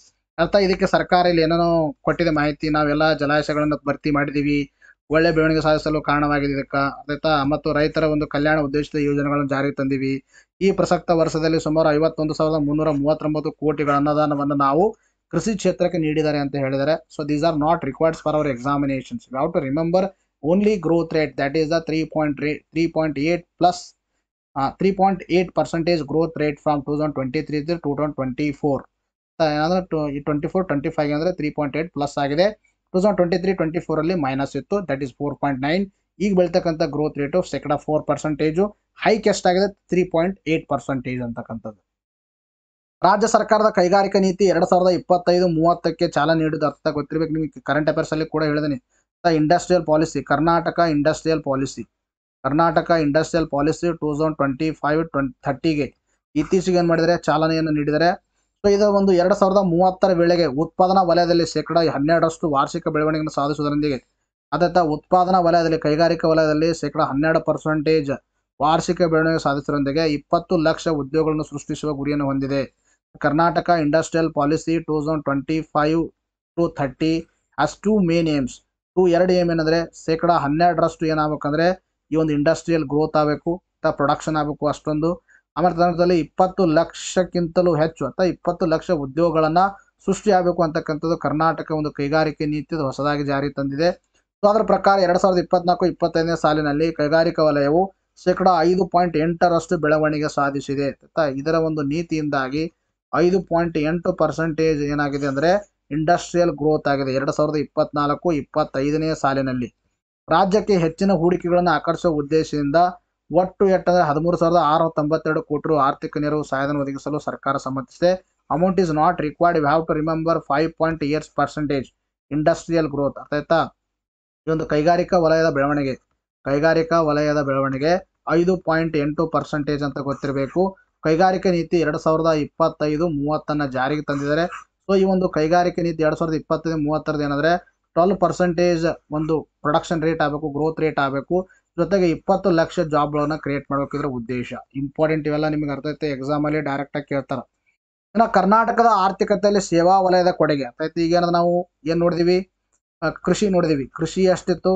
ಕೃಷಿ ಎಷ್ಟಂದ್ರೆ -4.9 ಇದ್ದುದು 4% ಬಂತು. ಇದರ ಗ್ರೋತ್ ರೇಟ್ ಎಷ್ಟಾಯ್ತು? 3.8%. ತದನಂತರದಲ್ಲಿ ಇಂಡಸ್ಟ್ರಿ ಎಷ್ಟಾಗ್ತಿದೆ? ಅದು 5.8 ರೇಟ್ ಫೇಸ್ ಅಲ್ಲಿ ಮುಂದುವರಿಯುತ್ತೆ ಅಂತ ಹೇಳಿದರೆ. ತದನಂತರದಲ್ಲಿ ಇನ್ನ ಸರ್ವಿಸ್ ಸೆಕ್ಟರ್ ನೋಡಿ, ಕರ್ನಾಟಕ ಆರ್ಥಿಕತೆಯಲ್ಲಿ ಸೇವಾ ವಲಯದ ಕೊಡುಗೆ ಪ್ರಮುಖವಾಗಿದ್ದು ಒಟ್ಟು ಮೌಲ್ಯವರ್ಧನೆಯಲ್ಲಿ ಗ್ರಾಸ್ ವ್ಯಾಲ್ಯೂ ಆಡೆಡ್ ಸೇವಾ ವಲಯದ ಪಾಲು ಶೇಕಡ 66ರಷ್ಟಿದೆ. 2024-25ನೇ ಸಾಲಿನ ರಾಜ್ಯದಲ್ಲಿ ಸೇವಾ ವಲಯವು ಗಣನೀಯವಾಗಿ ಬೆಳವಣಿಗೆಯಾಗಿದ್ದು ಶೇಕಡ 8.4ರಷ್ಟು ಬೆಳವಣಿಗೆ ದಾಖಲಿಸುವ ಮೂಲಕ ದೇಶದ ಆರ್ಥಿಕತೆಯಲ್ಲಿನ ಸೇವಾ ವಲಯ ಬೆಳವಣಿಗೆ ಶೇಕಡ 7.8ಕ್ಕಿಂತ ಎರಡಿದೆ. ಈಗಾಗಲೇ ನಿಮ್ಗೆ ಹೇಳಿದೆ, ಇಂಡಿಯಾದ ಬಂದ್ರೆ ಇಲ್ಲೇನಿರುತ್ತೆ? GDP ಇರುತ್ತೆ. GDPಗೆ ನಮ್ಮ ಒಂದು ಇಂಡಿಯಾದ GDPಗೆ ಸೇವಾ ವಲಯ 7.2 ಕೊಡುಗೆ ಕೊಡುತ್ತೆ. ಅದೇ ರೀತಿ ಈ ಕರ್ನಾಟಕದ ಒಂದು GSDPಗೆ ಎಷ್ಟು ಕೊಡುತ್ತೆ ಅಂದ್ರೆ 8.9% ಕೊಡುಗೆ ನೀಡುತ್ತೆ. ಆಯ್ತಾ? Industrial growth 8.9%, service sector 8.9, industrial sector 5.4, ಕೃಷಿ 4%. ಇದು ಗೊತ್ತಿರಬೇಕು ನಿಮಗೆ. ಇನ್ನು ಗ್ರಾಸ್ ವ್ಯಾಲ್ಯೂ ಆಡೆಡ್ ಅಲ್ಲಿ ವ್ಯಕ್ತಪಡಿಸಿದಾಗ 66% ಏನ್ ಮಾಡುತ್ತೆ? ಕಾಂಟ್ರಿಬ್ಯೂಟ್ ಮಾಡುತ್ತೆ. ನಮ್ಮ ಸರ್ಕಾರವು ಆರ್ಥಿಕ ಬೆಳವಣಿಗೆ ಹೆಚ್ಚಿನ ಪ್ರಾಶಸ್ತ್ಯ ನೀಡಿದ್ದು 2024-25ರ ಒಂದು ಡಿಸೆಂಬರ್ ಅಂತ್ಯದವರೆಗೆ $4.4 ಬಿಲಿಯನ್ ಮೌಲ್ಯದ ವಿದೇಶಿ ಹೂಡಿಕೆಗಳನ್ನು ಆಕರ್ಷಿಸುವ ಮೂಲಕ ದೇಶದಲ್ಲಿ 3ನೇ ಸ್ಥಾನದಲ್ಲಿದೆ. ಆಯ್ತಾ? ಫಾರಿನ್ ಡೈರೆಕ್ಟ್ ಇನ್ವೆಸ್ಟ್ಮೆಂಟ್ ಅಂತ ಹೇಳ್ತೀವಿ. ಫಾರಿನ್ ಡೈರೆಕ್ಟ್ ಇನ್ವೆಸ್ಟ್ಮೆಂಟ್ 2024-2025 ಡಿಸೆಂಬರ್ ವರೆಗೆ ನೋಡ್ತಾ ಬಂದಾಗ $4.4 ಬಿಲಿಯನ್ FDI ಕರ್ನಾಟಕದಲ್ಲಿ ಆಕರ್ಷಣೆಯಾಗಿದ್ದು, ಇದು ಇಷ್ಟೊಂದು ಹೂಡಿಕೆ ಆಕರ್ಷಣೆ ಆಗಿದ್ದು ದೇಶದಲ್ಲಿ 3ನೇ ಸ್ಥಾನದಲ್ಲಿದೆ. ಕರ್ನಾಟಕ ಎಷ್ಟನೇ ಸ್ಥಾನ? 3ನೇ ಸ್ಥಾನ. ಗೊತ್ತಿರಬೇಕು. Foreign direct investment 4.4 billion. ನಾವೆಲ್ಲ ಏನ್ ಹೇಳ್ತಾ ಇದೀನಿ ಇವೆಲ್ಲ ನಿಮ್ಮ ಬೆಂಕಿ ಅಂತ ಪಾಯಿಂಟ್ಸ್. ಇವು ಎಕ್ಸಾಮ್ ಅಲ್ಲಿ ಡೈರೆಕ್ಟ್ ಆಗಿ ಕೇಳ್ತಾರೆ, ನಿಮ್ಗೆ ಅರ್ಥ ಆಯ್ತಾ? ಮುಂದೆ ಬರ್ತಕ್ಕಂಥ ಎಕ್ಸಾಮ್ ಅಲ್ಲಿ ಆಯ್ತಾ? ಅದಕ್ಕೆ ನಾನು ಇಂಥ ಇಂಪಾರ್ಟೆಂಟ್ ಅದನ್ನ ಹಾಕಿದ್ದೀನಿ ನಿಮಗೆ. ಇನ್ನು ರಾಜ್ಯದ ಹಣಕಾಸು ಪರಿಸ್ಥಿತಿ ಬಗ್ಗೆ ಮಾತಾಡ್ತಾ ಬಂದಾಗ ನೋಡಿ, 15ನೇ ಹಣಕಾಸು ಆಯೋಗ 280ನೇ ವಿಧಿ ಪ್ರಕಾರ ರಾಷ್ಟ್ರಪತಿಯವರು ಸ್ಥಾಪನೆ ಮಾಡ್ತಾರ. ಯಾಕಂದ್ರೆ ಇದಂದ್ರೆ ಒಂದು ತೆರಿಗೆ ಹಂಚಿಕೆ ಅಂತ, ರಾಜ್ಯ ಮತ್ತು ಕೇಂದ್ರದ ಮಧ್ಯದಲ್ಲಿ ತೆರಿಗೆ ಎಷ್ಟು ಹಂಚಬೇಕು ಮತ್ತು ರಾಜ್ಯ ಮಧ್ಯದಲ್ಲಿ ತೆರಿಗೆ ಎಷ್ಟು ಕೊಡಬೇಕು, ಅದೇ ವರ್ಟಿಕಲ್ ಡಿಸ್ಟ್ರಿಬ್ಯೂಷನ್ ಅಂಡ್ ಹಾರಿಜಾಂಟಲ್ ಡಿಸ್ಟ್ರಿಬ್ಯೂಷನ್ಗೆ ಶಿಫಾರಸು ಮಾಡುತ್ತೆ. ಈ ಆಯೋಗದ ಒಂದು ಶಿಫಾರಸಿನ ಅನ್ವಯ ತೆರಿಗೆ ಹಂಚಿಕೆಯಲ್ಲಿ ಅತಿ ಹೆಚ್ಚು ನಷ್ಟವನ್ನು ಅನುಭವಿಸಿದ ರಾಜ್ಯ ಕರ್ನಾಟಕ. ಅತಿ ಹೆಚ್ಚು ಒಂದು ನಷ್ಟವನ್ನು ಅನುಭವಿಸಿರ್ತಕ್ಕಂಥದ್ದು. 14ನೇ ಹಣಕಾಸು ಆಯೋಗ ಕರ್ನಾಟಕ ಶಿಫಾರಸು ಮಾಡಿದ ತೆರಿಗೆ ಪಾಲು ಶೇಕಡ 4.713. 15ನೇ ಹಣಕಾಸು ಆಯೋಗ ಅವಧಿಯಲ್ಲಿ 3.64ಗೆ ಇಳಿಕೆ ಆಯ್ತು. ಗೊತ್ತಿರಬೇಕು. 14th ಫೈನಾನ್ಸ್ ಕಮಿಷನ್ ಅಲ್ಲಿ ಕರ್ನಾಟಕಕ್ಕೆ ಬಂದ ಪಾಲ 4.713. ಇಷ್ಟು ಪರ್ಸೆಂಟೇಜ್ ಕರ್ನಾಟಕಕ್ಕೆ ಬಂದಿರತಕ್ಕಂಥ ಅಮೌಂಟ್. ಇನ್ನು ಅದೇ 15ನೇ ಹಣಕಾಸು ಆಯೋಗ ನೋಡ್ತಾ ಬಂದಾಗ 16 ಹಣಕಾಸು ಆಯೋಗದಲ್ಲಿ 3.647% ಕರ್ನಾಟಕಕ್ಕೆ ಬಂದಿರತಕ್ಕಂಥ ಅಮೌಂಟ್. ಇದು 100ರಲ್ಲಿ ₹100 ಕೇಂದ್ರ ಸರ್ಕಾರಕ್ಕೆ ಬಂದಿತ್ತಂದ್ರೆ ಆ ₹100 ಎಷ್ಟಂದ್ರೆ 41%. ಅರ್ಥ 41% ರಾಜ್ಯ ಏನ್ ಮಾಡಿದೆ ಅಂದ್ರೆ ರಾಜ್ಯಗಳಿಗೆ ಹಂಚಿಕೆ ಮಾಡಿದೆ. ಔಟ್ ಆಫ್ 41% ಅಲ್ಲಿ ಇಷ್ಟು ನಮಗೆ ಸಿಕ್ಕಿರ್ತಕ್ಕಂಥದ್ದು ಅರ್ಥ ಆಯ್ತಾ? ಅಥವಾ ಔಟ್ ಆಫ್ 100ದಲ್ಲಿ 4.713% 14ನೇ ಹಣಕಾಸು ಆಯೋಗ 15th ಫೈನಾನ್ಸ್ ಕಮಿಷನ್ 3.647% ಅನ್ನೋದು ಕೊಟ್ಟಿತ್ತು. It means that 14th finance commission to 15th finance commission ಏನಾಯಿತು? ಡಿಕ್ರೀಸ್ ಆಯಿತು. ಇದಕ್ಕೆ ಸರ್ಕಾರಕ್ಕೆ ಏನಾಯ್ತು ಅಂದ್ರೆ ಸ್ವಲ್ಪ ನಷ್ಟವನ್ನು ಆಗಿರ್ತಕ್ಕಂಥದ್ದು. ಪ್ರಸಕ್ತ ಹಣಕಾಸು ವರ್ಷದಲ್ಲಿ ಗ್ಯಾರಂಟಿ ಯೋಜನೆಗಳಿಗಾಗಿ 51,000 ಕೋಟಿ ರೂಪಾಯಿಗಳನ್ನ ಏನ್ ಮಾಡ್ತಾ ಇದ್ರೆ ಮೀಸಲಿಟ್ಟಿದ್ದಾರೆ. ಕಳೆದ 2 ಆಯೋಗಗಳಲ್ಲಿ ಗ್ಯಾರಂಟಿ ಯೋಜನೆಗಳನ್ನು ಅನುಷ್ಠಾನ ಮಾಡೋದ್ರ ಜೊತೆಗೆ ವಿತ್ತೀಯ ಕೊರತೆಯನ್ನು GSDPಯ ಶೇಕಡ 3 ಮಿತಿಯೊಳಗೆ ಮತ್ತು ಒಟ್ಟು ಹೊಣೆಗಾರಿಕೆಯನ್ನು ಶೇಕಡ 25 ಒಳಗೆ ನಿಯಂತ್ರಿಸುವ ಮೂಲಕ ವಿತ್ತೀಯ ಶಿಸ್ತನ್ನು ಪಾಲಿಸಲಾಗಿದೆ. ಈಗಾಗಲೇ ಹೇಳಿದೆ ನಿಮಗೆ, ಒಂದು ಸರ್ಕಾರದ total liability in the financial year, budget ಅಲ್ಲಿ 25% ಮೀರಬಾರದು ಟೋಟಲ್ ಲಯಬಿಲಿಟಿ, ಮತ್ತು 3% ಒಳಗೆ ಇರಬೇಕು, 3% ಮೀರಬಾರದು ಫಿಸ್ಕಲ್ ಡೆಫಿಸಿಟ್. ಅಟ್ಟು ಕರ್ನಾಟಕ ಸರ್ಕಾರ ಮೇಂಟೈನ್ ಮಾಡಿದೆ. ಫಿಸ್ಕಲ್ ಡೆಫಿಸಿಟ್ 2.95% ಇದೆ. ತದನಂತರದಲ್ಲಿ ಟೋಟಲ್ ರಿಸಿಪ್ಟ್ ಇದು 24.9 ಸಮಥಿಂಗ್ ಇದೆ. ಅರ್ಥ ಆಯ್ತಾ? ಇಷ್ಟು ಕರ್ನಾಟಕ ಸರ್ಕಾರ ಮೇಂಟೈನ್ ಮಾಡೋ ಮುಖಾಂತರ ಅಂಚಿನಲ್ಲಿದೆ. ಅರ್ಥ ಆಯ್ತಾ? ಅಂಚಿನಲ್ಲಿದ್ರೂ ಕೂಡ ಒಂದು FRBM ಆಕ್ಟ್ ಅನ್ನು ಏನು ಒಂದು ಉಲ್ಲೇಖ ಇದಾವೆ ಹೊಣೆಗಾರಿಕೆಗಳು, ಅವುಗಳನ್ನ ಮ್ಯಾನೇಜ್ ಮಾಡಿದ್ದಾರೆ. ರಾಜ್ಯದ ರಸ್ತೆ ಮತ್ತು ಮೂಲ ಸೌಕರ್ಯದ ಅಭಿವೃದ್ಧಿಗಾಗಿ ಮುಖ್ಯಮಂತ್ರಿ ಮೂಲ ಸೌಕರ್ಯ ಅಭಿವೃದ್ಧಿ ಕಾರ್ಯಕ್ರಮ ಎಂಬ ಹೊಸ ಯೋಜನೆಯನ್ನು ಜಾರಿಗೆ ತರಲಾಗುವುದು. ಈ ಯೋಜನೆ ಮೂಲಕ ರಾಜ್ಯದ ಎಲ್ಲಾ ವಿಧಾನಸಭಾ ಕ್ಷೇತ್ರಗಳಿಗೂ ರಸ್ತೆ, ಸಣ್ಣ ನೀರಾವರಿ ಹಾಗೂ ಮೂಲ ಸೌಕರ್ಯ ಒದಗಿಸಲು ಎಷ್ಟಂದ್ರೆ 8,000 ಕೋಟಿ ರೂಪಾಯಿಗಳನ್ನ ನೀಡಲಾಗಿರ್ತಕ್ಕಂಥದ್ದು. ಅರ್ಥ ಆಯ್ತು? ಇದು ಇಂಪಾರ್ಟೆಂಟ್. ಇದು ಹೊಸ ಯೋಜನೆ. ಇದೊಂದು ಹೊಸ ಯೋಜನೆ ಯಾವುದಂದ್ರೆ ಮುಖ್ಯಮಂತ್ರಿ ಮೂಲ ಸೌಕರ್ಯ ಅಭಿವೃದ್ಧಿ ಕಾರ್ಯಕ್ರಮ ಅಂತ ಹೇಳಿ. ಮುಖ್ಯಮಂತ್ರಿ ಮೂಲ ಸೌಕರ್ಯ ಅಭಿವೃದ್ಧಿ ಕಾರ್ಯಕ್ರಮ ಅಂದ್ರೆ ಏನಂದ್ರೆ, ಈ ಒಂದು ಕಾರ್ಯಕ್ರಮದ ಅಡಿಯಲ್ಲಿ ಸುಮಾರು 8,000 ಕೋಟಿ ರೂಪಾಯಿಗಳನ್ನ ಮೀಸಲಾಗಿಟ್ಟಿದ್ದು, ಈ ಒಂದು 8,000 ಕೋಟಿ ರೂಪಾಯಿಗಳನ್ನ ಎಲ್ಲಾ ವಿಧಾನಸಭಾ ಕರ್ನಾಟಕದ ಎಲ್ಲಾ ವಿಧಾನಸಭಾ, ಪರ್ಟಿಕ್ಯುಲರ್ ಕಲ್ಯಾಣ ಕರ್ನಾಟಕ ಮತ್ತು ಮುಂಬೈ ಕರ್ನಾಟಕ ಮತ್ತು ದಕ್ಷಿಣ ಕರ್ನಾಟಕ ಅಂತ ಏನಿಲ್ಲ, ಎಲ್ಲಾ ವಿಧಾನಸಭಾ ಕ್ಷೇತ್ರಗಳಿಗೆ ಈ 8,000 ಕೋಟಿ ರೂಪಾಯಿಗಳನ್ನ ವೆಚ್ಚ ಮಾಡಲಾಗುತ್ತೆ. ಎಲ್ಲಿ? ರಸ್ತೆ ಆಗಿರ್ಬೋದು, ಸಣ್ಣ ನೀರಾವರಿ ಆಗಿರ್ಬೋದು ಮತ್ತು ಮೂಲ ಸೌಕರ್ಯವನ್ನು ಒದಗಿಸುವಲ್ಲಿ. ಆದ್ರೆ ಹೊಸ ಯೋಜನೆದು ಮುಖ್ಯಮಂತ್ರಿ ಮೂಲ ಸೌಕರ್ಯ ಅಭಿವೃದ್ಧಿ ಕಾರ್ಯಕ್ರಮ. This is very important. ಅರ್ಥ ಆಯ್ತಾ? ನೆಕ್ಸ್ಟ್ ಕೃಷಿ ಬಗ್ಗೆ ಮಾತಾಡ್ತಾ ಬಂದಾಗ, ಪ್ರಸಕ್ತ ಸಾಲಿನಲ್ಲಿ ಕೃಷಿ ಭಾಗ್ಯ ಯೋಜನೆ ಅಡಿಯಲ್ಲಿ 12,000 ಕೃಷಿ ಹೊಂಡಗಳನ್ನು ನಿರ್ಮಾಣ ಮಾಡಲಾಗ್ತಾ ಇದೆ. ಕೃಷಿ ಭಾಗ್ಯ ಯೋಜನೆ ತಮ್ಮೆಲ್ಲರಿಗೂ ಗೊತ್ತಿದೆ. ಕೃಷಿ ಭಾಗ್ಯ ಯೋಜನೆಯಲ್ಲಿ ರೈತರಿಗೆ ಏನ್ ಮಾಡಲಾಗುತ್ತಂದ್ರೆ, ಕೃಷಿ ಹೊಂಡಗಳನ್ನ, ಈ ನೀರನ್ನ ಸಂರಕ್ಷಣೆ ಮಾಡೋಗೋಸ್ಕರ ಕೃಷಿ ಹೊಂಡನ ರೈತರು ಏನ್ ಮಾಡಬಹುದು, ಓಪನ್ ಮಾಡಬಹುದು. ಅಂದ್ರೆ ಕೃಷಿ ಹೊಂಡನ ತೆಗಿಬಹುದು. ಆ ಕೃಷಿ ಹೊಂಡಕ್ಕೆ ಸರ್ಕಾರ ಏನ್ ಮಾಡುತ್ತೆ, ಅಮೌಂಟ್ ಅನ್ನ ಕೊಡುತ್ತೆ. ಈ ಬಾರಿ ಎಷ್ಟಂದ್ರೆ 12,000 ಕೃಷಿ ಹೊಂಡಗಳನ್ನ ನಿರ್ಮಾಣ ಮಾಡ್ತೀವಿ ಅಂತ ಸರ್ಕಾರ ಏನ್ ಮಾಡಿದೆ, ಪ್ರಾಮಿಸ್ ಮಾಡಿರ್ತಕ್ಕಂಥದ್ದು. ಡಿಜಿಟಲ್ ಕೃಷಿ ಸೇವಾ ಕೇಂದ್ರಗಳನ್ನ ಸ್ಥಾಪನೆ ಮಾಡ್ತಾ ಇದೆ. ಅರ್ಥಾಯ್ತಾ? ಕೃಷಿಯಲ್ಲಿ ಇನ್ನೂ ಸ್ವಲ್ಪ ರೈತರಿಗೆ ಹೆಚ್ಚಿನ ಜ್ಞಾನವನ್ನು ಕೊಡುಗೋಸ್ಕರ. ರಾಜ್ಯದಲ್ಲಿ ಮಳೆ ಆಶ್ರಿತ ಪ್ರದೇಶ 64% ಇದೆ. ಇವೆಲ್ಲ ಇಂಪಾರ್ಟೆಂಟ್ ಫ್ಯಾಕ್ಟು. ನಿಮಗೆ ಗ್ರೂಪ್ ಸಿ ಎಕ್ಸಾಮಿನೇಷನ್ ಡೈರೆಕ್ಟ್ ಆಗಿ ಕೇಳ್ತಾರೆ ಇಂಥವು. ಕರ್ನಾಟಕದಲ್ಲಿ ಮಳೆ ಆಶ್ರಿತ ಪ್ರದೇಶ ಎಷ್ಟಿದೆಯಪ್ಪ ಅಂದ್ರೆ 64%. ಸಮಗ್ರ ಮಳೆ ಆಶ್ರಿತ ಕೃಷಿ ಯೋಜನೆ ಜಾರಿಗೊಳಿಸಲಾಗುವುದು. ಈ ಒಂದು ಕರ್ನಾಟಕದಲ್ಲಿ ಮಳೆ ಮೇಲೆ ಡಿಪೆಂಡ್ ಆಗಿರ್ತಕ್ಕಂಥ ಪರ್ಸೆಂಟೇಜ್ ಎಷ್ಟಂದ್ರೆ 64% land, agriculture land which is depends upon the rain feed ಮೇಲೆ ಡಿಪೆಂಡ್ ಆಗಿದೆ. ಸೊ ಅದಕ್ಕೆ ಈ ಒಂದು ಮಳೆ ಆಶ್ರಿತ ಪ್ರದೇಶಗಳನ್ನ ಅಭಿವೃದ್ಧಿ ಮಾಡೋಗೋಸ್ಕರ, ಅಲ್ಲಿ ನೀರಾವರಿ ಸೌಲಭ್ಯವನ್ನು ಕಲ್ಪಿಸೋಗೋಸ್ಕರ ಸಮಗ್ರ ಮಳೆ ಆಶ್ರಿತ ಕೃಷಿ ಯೋಜನೆಯನ್ನ ಜಾರಿಗೊಳಿಸಲಾಗುತ್ತೆ. ಇನ್ನು ಸುಸ್ಥಿರ ಸಾವಯವ ಕೃಷಿಯನ್ನ ಉತ್ತರ ಕನ್ನಡ ಜಿಲ್ಲೆಯ ಜೊಯ್ಡಾ ತಾಲೂಕನ್ನು ರಾಜ್ಯದ ಮೊದಲ ಸಾವಯವ ತಾಲೂಕನ್ನಾಗಿ ಪರಿವರ್ತಿಸೋದು. This is important. ಆಯ್ತಾ? ಸಾವಯವ ಕೃಷಿ ತಾಲೂಕನ್ನಾಗಿ ಕನ್ವರ್ಟ್ ಮಾಡಲು ಉತ್ತರ ಕನ್ನಡ ಜಿಲ್ಲೆಯ ಜೊಯ್ಡಾ ತಾಲೂಕನ್ನ ಆಯ್ಕೆ ಮಾಡಿಕೊಂಡಿದ್ದಾರೆ. ಇದು ರಾಜ್ಯದ ಮೊದಲ ಸಾವಯವ ತಾಲೂಕವಾಗಿ ಪರಿವರ್ತನೆ ಆಗಲಿದೆ. ರಾಜ್ಯದ ಮೊದಲ ಸಾವಯವ ತಾಲೂಕು ಅಂದ್ರೆ ಆ ತಾಲೂಕಿನಲ್ಲಿ ಯಾವುದೇ ಒಂದು ರಾಸಾಯನಿಕ ವಸ್ತುಗಳನ್ನ, ರಾಸಾಯನಿಕ ಗೊಬ್ಬರಗಳನ್ನ, ರಾಸಾಯನಿಕನ ಯೂಸ್ ಮಾಡದೇನ ಸಾವಯವ ರೂಪದಲ್ಲಿ ಕೃಷಿಯನ್ನ ಮಾಡೋದು. ಅದು ಏನಂದ್ರೆ ಸರ್ಕಾರದ ಒಂದು ಉದ್ದೇಶವಾಗಿರ್ತಕ್ಕಂಥದ್ದು. ಇದು ವೇಟ್ ಅಂಡ್ ಸಿ ಇರ್ತಕ್ಕಂಥದ್ದು. ನೋಡೋಣ ಹೆಂಗ ಇಂಪ್ಲಿಮೆಂಟ್ ಮಾಡುತ್ತೆ ಸರ್ಕಾರ ಅಂತಕ್ಕಂಥದ್ದು. ಇನ್ನು ಬೆಂಗಳೂರು ಕೃಷಿ ವಿಜ್ಞಾನ ಕೇಂದ್ರದಲ್ಲಿ ಸಸ್ಯ ಫಿನೋಟೈಪಿಂಗ್ ಸೌಲಭ್ಯವನ್ನ ಕಲ್ಪಿಸೋದು. ಫಿನೋಟೈಪಿಂಗ್ ಅಂದ್ರೆ ಏನು? ಫಿನೋಟೈಪಿಂಗ್ ಅಂದ್ರೆ, ಫಿನೋಟೈಪ್ ಅಂದ್ರೆ ಎಕ್ಸ್ಟರ್ನಲ್ ಕ್ಯಾರೆಕ್ಟರ್ ಅಂತ ಅರ್ಥ. ಒಂದು ಎಕ್ಸ್ಟರ್ನಲ್ ಅದರದ್ದು ಒಂದು ಹೈಟ್ ಎಷ್ಟಿದೆ, ಯಾವ ಕಲರ್ ಇದೆ, ಇವೆಲ್ಲ ಫಿನೋಟೈಪಿಂಗ್ ಅಂತ ಹೇಳ್ತೀವಿ. ಮುದ್ದೇಬಿಹಾಳದಲ್ಲಿ ಕೃಷಿ ವಿಜ್ಞಾನ ಕೇಂದ್ರ ಸ್ಥಾಪನೆಗೆ ಒಂದು ಕ್ರಮವನ್ನು ತೆಗೆದುಕೊಳ್ತಾ ಇದ್ದಾರೆ. ಸಾವಯವ ಉತ್ಪನ್ನ ಮತ್ತು ಸಿರಿಧಾನ್ಯಗಳ ಬೇಡಿಕೆ ಮಾರಾಟವನ್ನು ಅಂತರವನ್ನು ಕಡಿಮೆ ಮಾಡಲು ಸಾವಯವ ಸಿರಿಧಾನ್ಯ ಹಬ್ಬನ್ನ ಸ್ಥಾಪನೆ ಮಾಡ್ತಾ ಇದ್ದಾರೆ. ಯಾಕೆ ಮಾಡ್ತಾ ಇದ್ದಾರೆ? ಸಾವಯವ ಉತ್ಪನ್ನಗಳು ಮತ್ತು ಸಿರಿಧಾನ್ಯಗಳ ಮಧ್ಯದಲ್ಲಿ ಏನಿದೆ ಅಂದ್ರೆ, ಒಂದು ಕಡೆ ಡಿಮ್ಯಾಂಡ್ ಅಂಡ್ ಬೇಡಿಕೆ, ಡಿಮ್ಯಾಂಡ್ ಮತ್ತು ಬೇಡಿಕೆ ಮಧ್ಯದಲ್ಲಿ ಅಂತರ ಏನಿರುತ್ತಂದ್ರೆ, ಡಿಮ್ಯಾಂಡ್ ಕಡಿಮೆ ಆದಾಗ ಏನಾಗುತ್ತಂದ್ರೆ ಅದರ ಮಾರ್ಕೆಟ್ದಲ್ಲಿ ವ್ಯಾಲ್ಯೂ ಕಡಿಮೆ ಆಗುತ್ತೆ. ಅರ್ಥಾಯ್ತಾ? ವ್ಯಾಲ್ಯೂ ಕಡಿಮೆ ಅಫ್ಕೋರ್ಸ್ ಕಡಿಮೆ ಆಗುತ್ತೆ, ಇದರಿಂದ ಲಾಸ್ ಆಗುತ್ತೆ. ಅರ್ಥ ಆಯ್ತಾ? ಈ ಒಂದು ಮಾರ್ಕೆಟ್ದಲ್ಲಿ ಡಿಮ್ಯಾಂಡ್ ಅಂಡ್ ಸಪ್ಲೈ ಅನ್ನು ನಿಯಂತ್ರಣ ಮಾಡಲು ಮತ್ತು ಒಂದು ಪರ್ಟಿಕ್ಯುಲರ್ ಬೇಡಿಕೆಯನ್ನು ಪ್ರೊವೈಡ್ ಮಾಡಲು ಸಾವಯವ ಸಿರಿಧಾನ್ಯ ಹಬ್ಬವನ್ನ ಜಾರಿಗೆ ತರ್ತಾ ಇದ್ದಾರೆ. ತೋಟಗಾರಿಕೆ ಬಗ್ಗೆ ಮಾತಾಡ್ತಾ ಬಂದಾಗ ನೋಡಿ, ತೋಟಗಾರಿಕೆ ಬೆಳೆಗಳು ವಿಸ್ತೀರ್ಣ, ಉತ್ಪಾದನೆ, ಬೆಳೆಗಳ ಆರೋಗ್ಯ, ಮಾರುಕಟ್ಟೆ ಇತ್ಯಾದಿಗಳ ಬಗ್ಗೆ ನೈಜ ಸಮಯದ ಆಧಾರದ ಮೇಲೆ ರೈತರಿಗೆ ಮಾಹಿತಿ ಒದಗಿಸಲು ಉದ್ದೇಶಿಸಲಾಗಿದ್ದು, ಇದಕ್ಕಾಗಿ Indian institute of space science technology ಮತ್ತು ಖಾಸಗಿ ಸೌಲಭ್ಯದಲ್ಲಿ ಜ್ಞಾನಕೋಶವನ್ನು ಸ್ಥಾಪನೆ ಮಾಡ್ತಾ ಇದ್ದಾರೆ. ಅರ್ಥಾಯ್ತಾ? ಒಂದು ಜ್ಞಾನಕೋಶವನ್ನು ಸ್ಥಾಪನೆ ಮಾಡ್ತಾ ಇದ್ದಾರೆ. ಯಾವ ಒಂದು ಸಂಸ್ಥೆಗಳ ಸಹಾಯದಿಂದ? Indian institute of space science technology ಮತ್ತು ಖಾಸಗಿ ಒಂದು ಸಹಭಾಗಿತ್ವದಲ್ಲಿ, ಅಂದ್ರೆ PPP ಮಾಡೆಲ್ದಲ್ಲಿ, ಪಬ್ಲಿಕ್ ಪ್ರೈವೇಟ್ ಒಂದು ಮಾಡೆಲ್ ಅಲ್ಲಿ ಜ್ಞಾನಕೋಶವನ್ನು ಸ್ಥಾಪನೆ ಮಾಡ್ತಾ ಇದ್ದಾರೆ. ಈ ಜ್ಞಾನಕೋಶ ಅದಕ್ಕೆ ಹೆಲ್ಪ್ ಮಾಡುತ್ತಂದ್ರೆ ತೋಟಗಾರಿಕೆ ಬೆಳೆಗಳ ಒಂದು ವಿಸ್ತೀರ್ಣ, ಉತ್ಪಾದನೆ, ಬೆಳೆಗಳ ಆರೋಗ್ಯ, ಮಾರುಕಟ್ಟೆ ಇತ್ಯಾದಿಗಳ ಬಗ್ಗೆ ನೈಜ ರಿಯಲ್ ಟೈಮ್ ಇನ್ಫಾರ್ಮೇಶನ್ ಕೊಡೋಗೋಸ್ಕರ ರೈತರಿಗೆ ಇದನ್ನ ಸ್ಟಾರ್ಟ್ ಮಾಡ್ತಾ ಇದ್ದಾರೆ. ಅದಲ್ಲದೆ ರಾಜ್ಯದ 20 ಜಿಐ ಟ್ಯಾಗ್ ಹೊಂದಿರೋ ಬೆಳೆಗಳು ಮತ್ತು ದೇಶಿ ತಳಿಗಳ ಕಣ್ಮರೆಯಾಗಿವೆ. ಇವು ನಶಿಸಿ ಹೋಗುವುದನ್ನು ತಪ್ಪಿಸಲು ದೇಶಿ ತಳಿಗಳ ಬೀಜ ಬ್ಯಾಂಕ್, ಅರ್ಥ ಆಯ್ತಾ? ಇತ್ತೀಚೆಗೆ ಏನಂದ್ರೆ 20 ಜಿಐ ಟ್ಯಾಗ್ ಪಡೆದಿರ್ತಕ್ಕಂಥ ಬೆಳೆಗಳಿದಾವೆ ಕರ್ನಾಟಕದಲ್ಲಿ. ಎಕ್ಸಿಡ್ ಆಗಿರ್ಬೋದು, ಬಟ್ 20 ಏನಾದ್ರು ಜಿಐ ಟ್ಯಾಗ್ ಪಡೆದಿರ್ತಕ್ಕಂಥ ಬೆಳೆಗಳು ಮತ್ತು ದೇಶೀಯ ಬೆಳೆಗಳು ಏನಾಗ್ತಾ ಇದಾವೆ, ಕಣ್ಮರೆ ಆಗ್ತಾ ಇದಾವೆ, ನಶಿಸಿ ಹೋಗ್ತಾ ಇದಾವೆ. ಸೊ ಅವುಗಳನ್ನ ತಪ್ಪಿಸಲು, ಅವುಗಳನ್ನ ಸಂರಕ್ಷಣೆ ಮಾಡಲು ದೇಶಿ ತಳಿಗಳ ಬೀಜ ಬ್ಯಾಂಕ್ ಅನ್ನು ಏನ್ ಮಾಡ್ತಾ ಇದಾರೆ, ಸ್ಟಾರ್ಟ್ ಮಾಡ್ತಾ ಇದ್ದಾರೆ. ರೇಷ್ಮೆ ಬಗ್ಗೆ ಮಾತಾಡ್ತಾ ಬಂದಾಗ ಮೈಸೂರು ಮತ್ತು ಸುತ್ತಮುತ್ತಲ ಭಾಗದ ರೇಷ್ಮೆ ಬೆಳೆಗಾರರಿಗೆ ಅನುಕೂಲವಾಗುವಂತೆ ಮೈಸೂರಿನಲ್ಲಿ ರೇಷ್ಮೆ ಗೂಡಿನ ಮಾರುಕಟ್ಟೆಯನ್ನ ನಬಾರ್ಡ್ ಸಹಯೋಗದಲ್ಲಿ ಸ್ಥಾಪನೆ ಮಾಡ್ತಾ ಇದಾರೆ ಅಂತ. ಮೈಸೂರಿನಲ್ಲಿ ರೇಷ್ಮೆ ಗೂಡಿನ ಮಾರುಕಟ್ಟೆಯನ್ನ ಯಾರ ಸಹಯೋಗದಲ್ಲಿ ಸ್ಥಾಪನೆ ಮಾಡ್ತಾ ಇದಾರೆ ಅಂದ್ರೆ ದಟ್ ಈಸ್ ನಬಾರ್ಡ.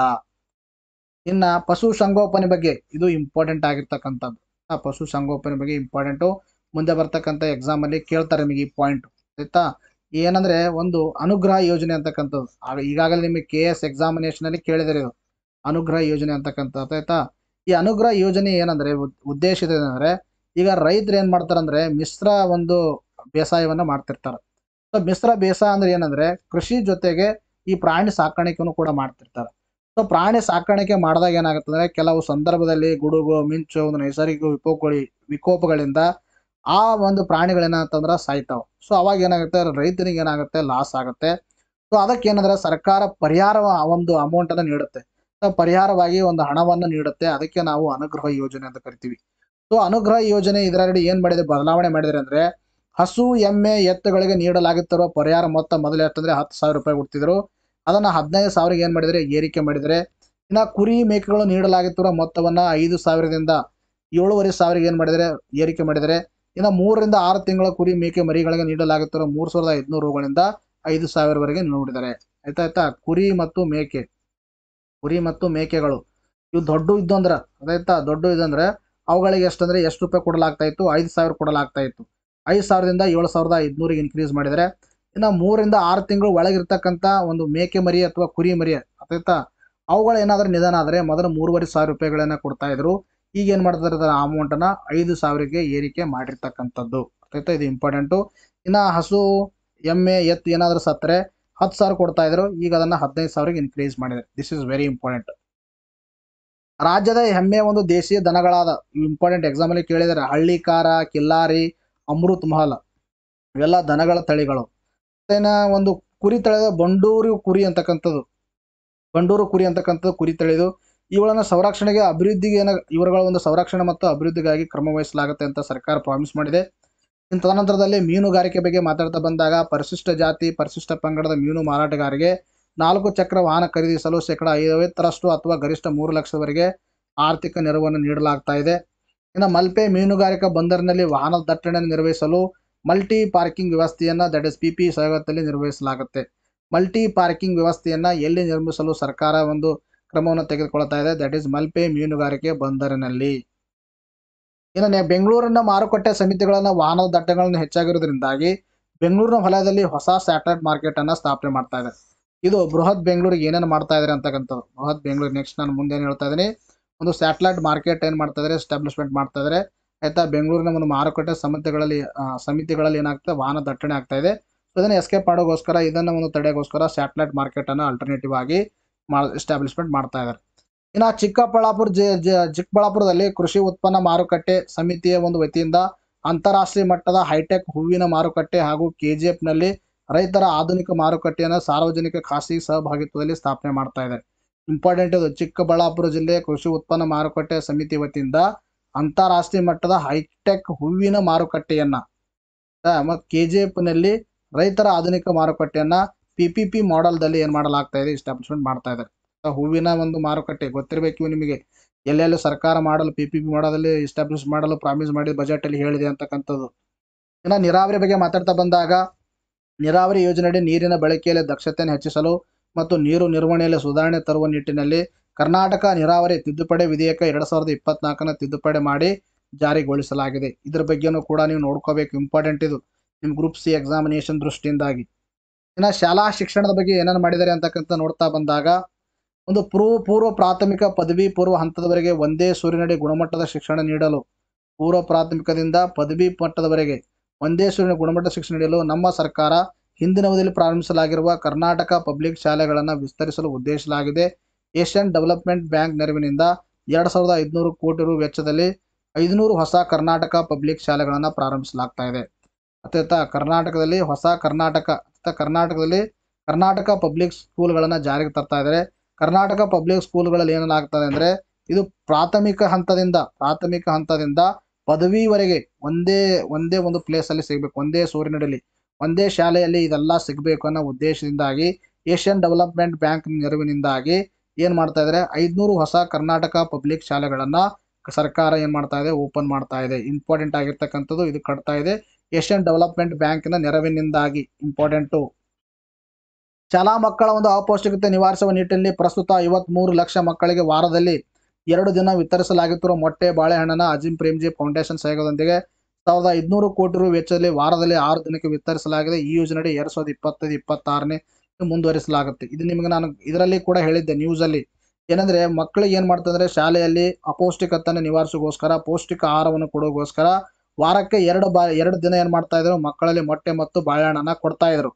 ಅದನ್ನು 2 ದಿನದಿಂದಾಗಿ ಈಗ ವಾರದ 7 ದಿನಗಳ ಅರ್ಥ 6 ದಿನಗಳವರೆಗೆ, ಸಂಡೇ ರಜೆ ಇರುತ್ತೆ, 6 ದಿನಗಳವರೆಗೂ ಕೂಡ ಎಕ್ಸ್ಪೆಂಡ್ ಮಾಡಿದರೆ ವಿತ್ ಹೆಲ್ಪ್ ಆಫ್ ಇದನ್ನು ಒಂದು NGO ಹೆಲ್ಪ್ ಮಾಡಿದೆ. ಯಾವ NGO ಅಂದರೆ ಅಜೀಂ ಪ್ರೇಮ್ಜಿ ಫೌಂಡೇಶನ್ ಅಂತಕ್ಕಂಥದ್ದು. ಸುಮಾರು 1,500 ಕೋಟಿ ರೂಪಾಯಿಗಳನ್ನು ಸರ್ಕಾರಕ್ಕೆ ಏನು ಮಾಡಿದರೆ ನೀಡಿರ್ತಕ್ಕಂಥದ್ದು. ಇದು 2025-26ನೇ ಸಾಲಿನಲ್ಲಿ ಕೂಡ ಮುಂದುವರಿಯುತ್ತೆ ಅಂತ ಹೇಳಿದರೆ. ಇನ್ನು ಶಾಲಾ ಮಕ್ಕಳಿಗೆ ಒಂದು ಶ್ರೀ ಸತ್ಯ ಸಾಯಿ ಅನ್ನಪೂರ್ಣ ಟ್ರಸ್ಟ್ ವತಿಯಿಂದ ಪ್ರಸ್ತುತ ವಾರದಲ್ಲಿ 3 ದಿನ ಸಾಯಿ ಶೂರು ರಾಗಿ ಹೆಲ್ತ್ ಮಿಕ್ಸ್ ಪುಡಿಯನ್ನು ಬಿಸಿ ಹಾಲಿನೊಂದಿಗೆ ಮಿಶ್ರಣ ಮಾಡಿ ವಿತರಿಸಲಾಗುತ್ತಿತ್ತು.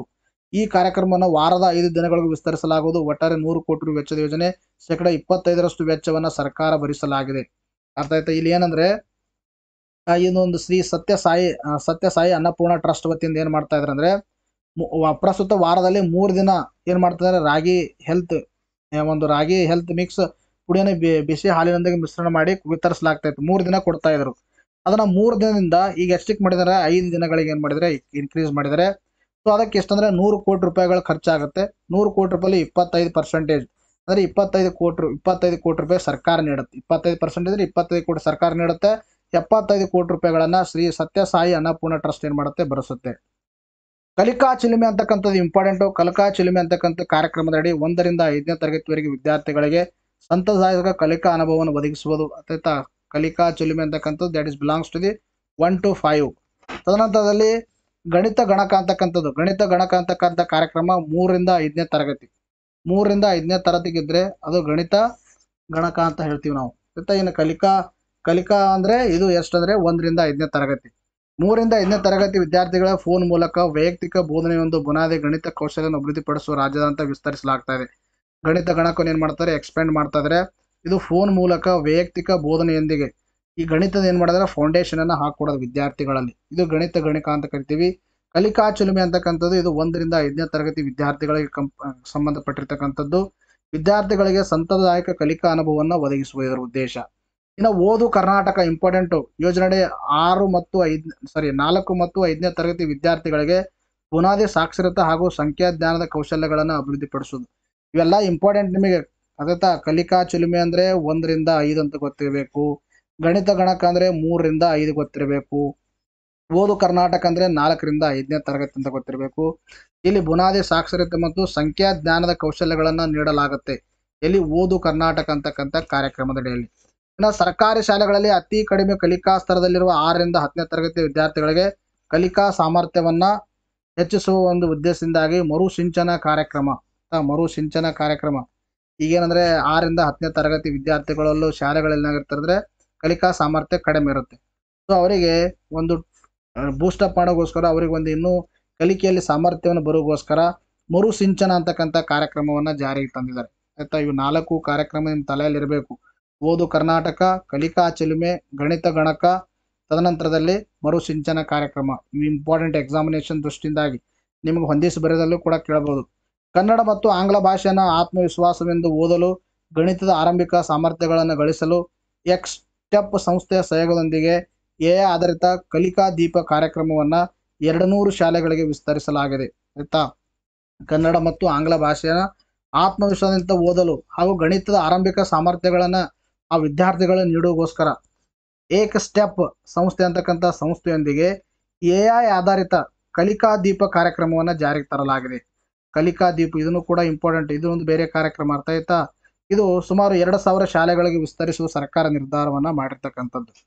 ಇನ್ನು ವಿದ್ಯಾ ವಿಜೇತ ಕಾರ್ಯಕ್ರಮದಡಿ ಸರ್ಕಾರಿ ಪದವಿ ಪೂರ್ವ ಕಾಲೇಜುಗಳಲ್ಲಿ 75,000 ವಿದ್ಯಾರ್ಥಿಗಳಿಗೆ CET, NEET, JEE ತರಬೇತಿ ನೀಡಲಾಗಿದ್ದು, ಸದರಿ ಕಾರ್ಯಕ್ರಮವನ್ನು ಮುಂದುವರಿಸಲು 5 ಕೋಟಿ ರೂಪಾಯಿಗಳನ್ನು ಒದಗಿಸಲಾಗ್ತಾ ಇದೆ.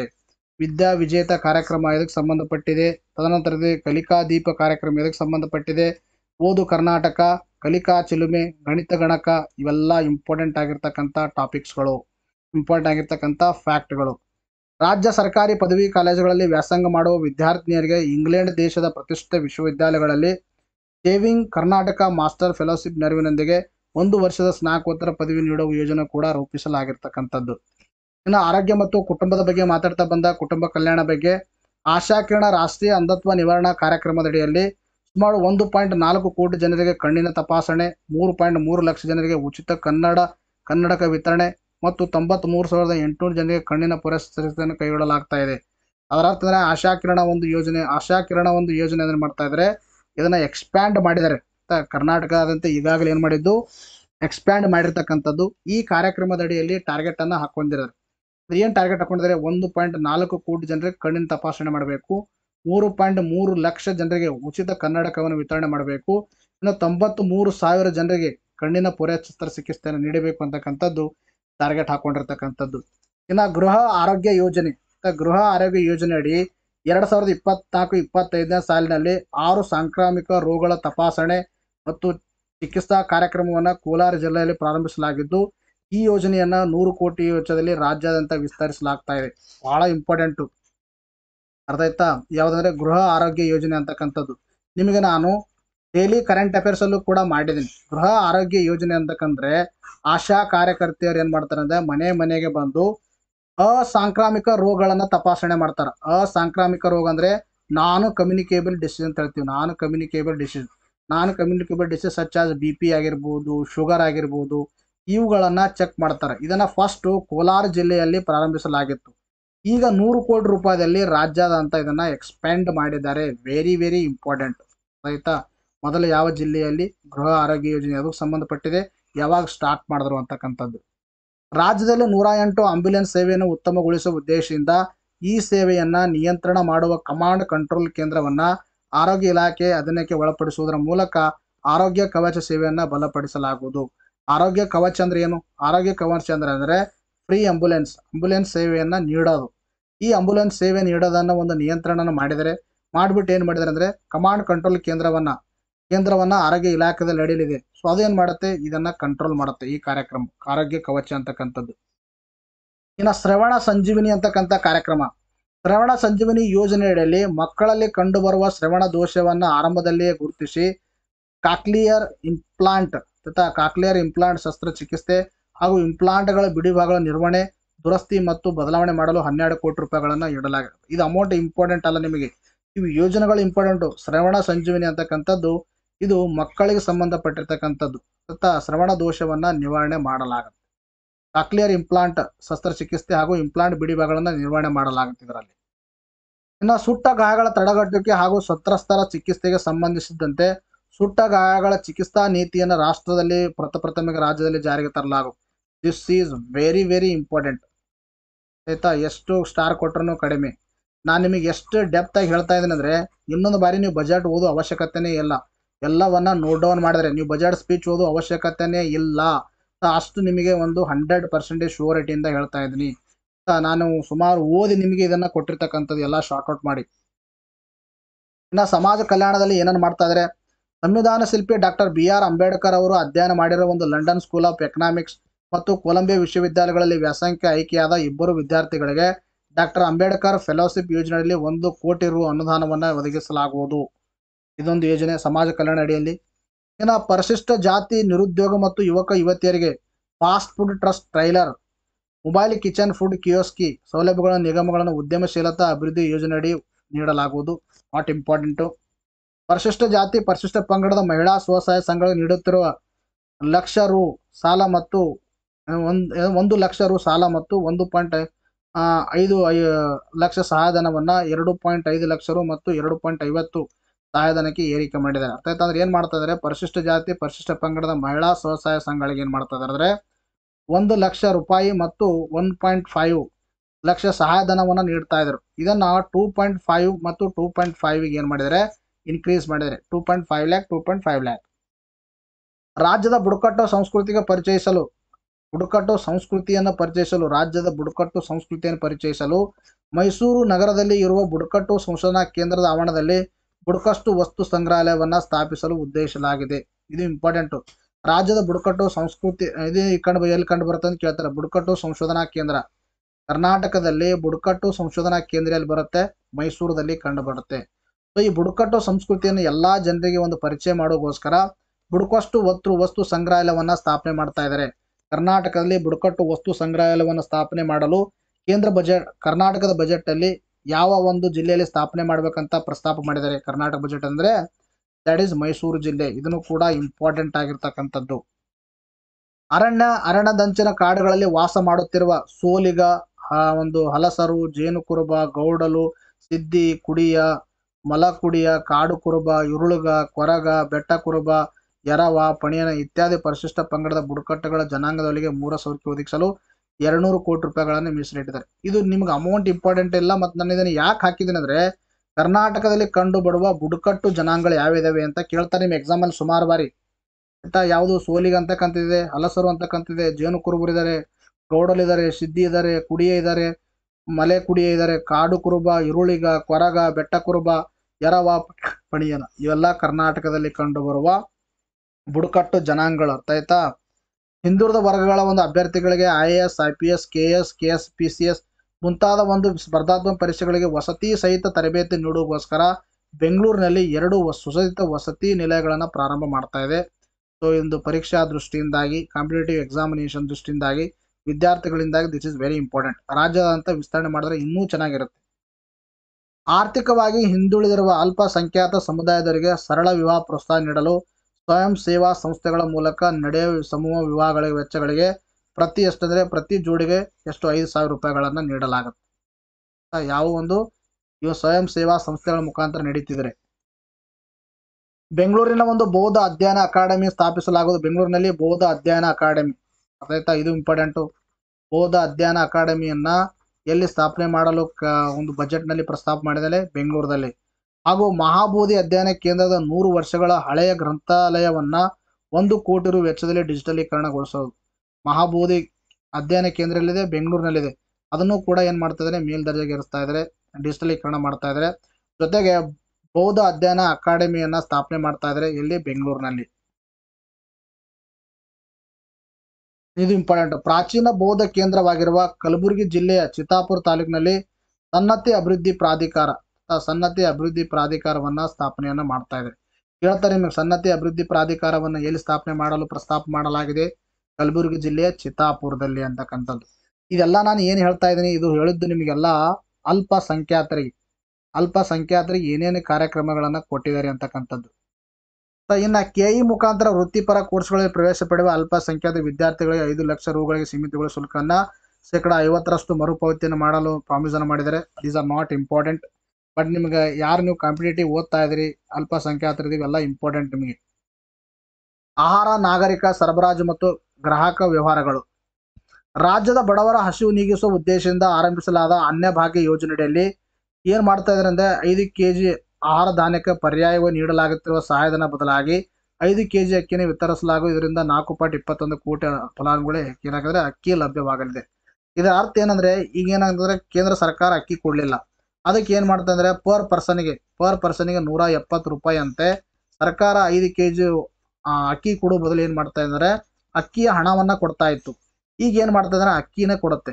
ಪರ್ ಪರ್ಸನ್ಗೆ 5 kg ಅಕ್ಕಿಯನ್ನು ಹೆಚ್ಚಿಗೆ ಕೊಡುತ್ತೆ, ಅರ್ಥ ಅಷ್ಟೇ.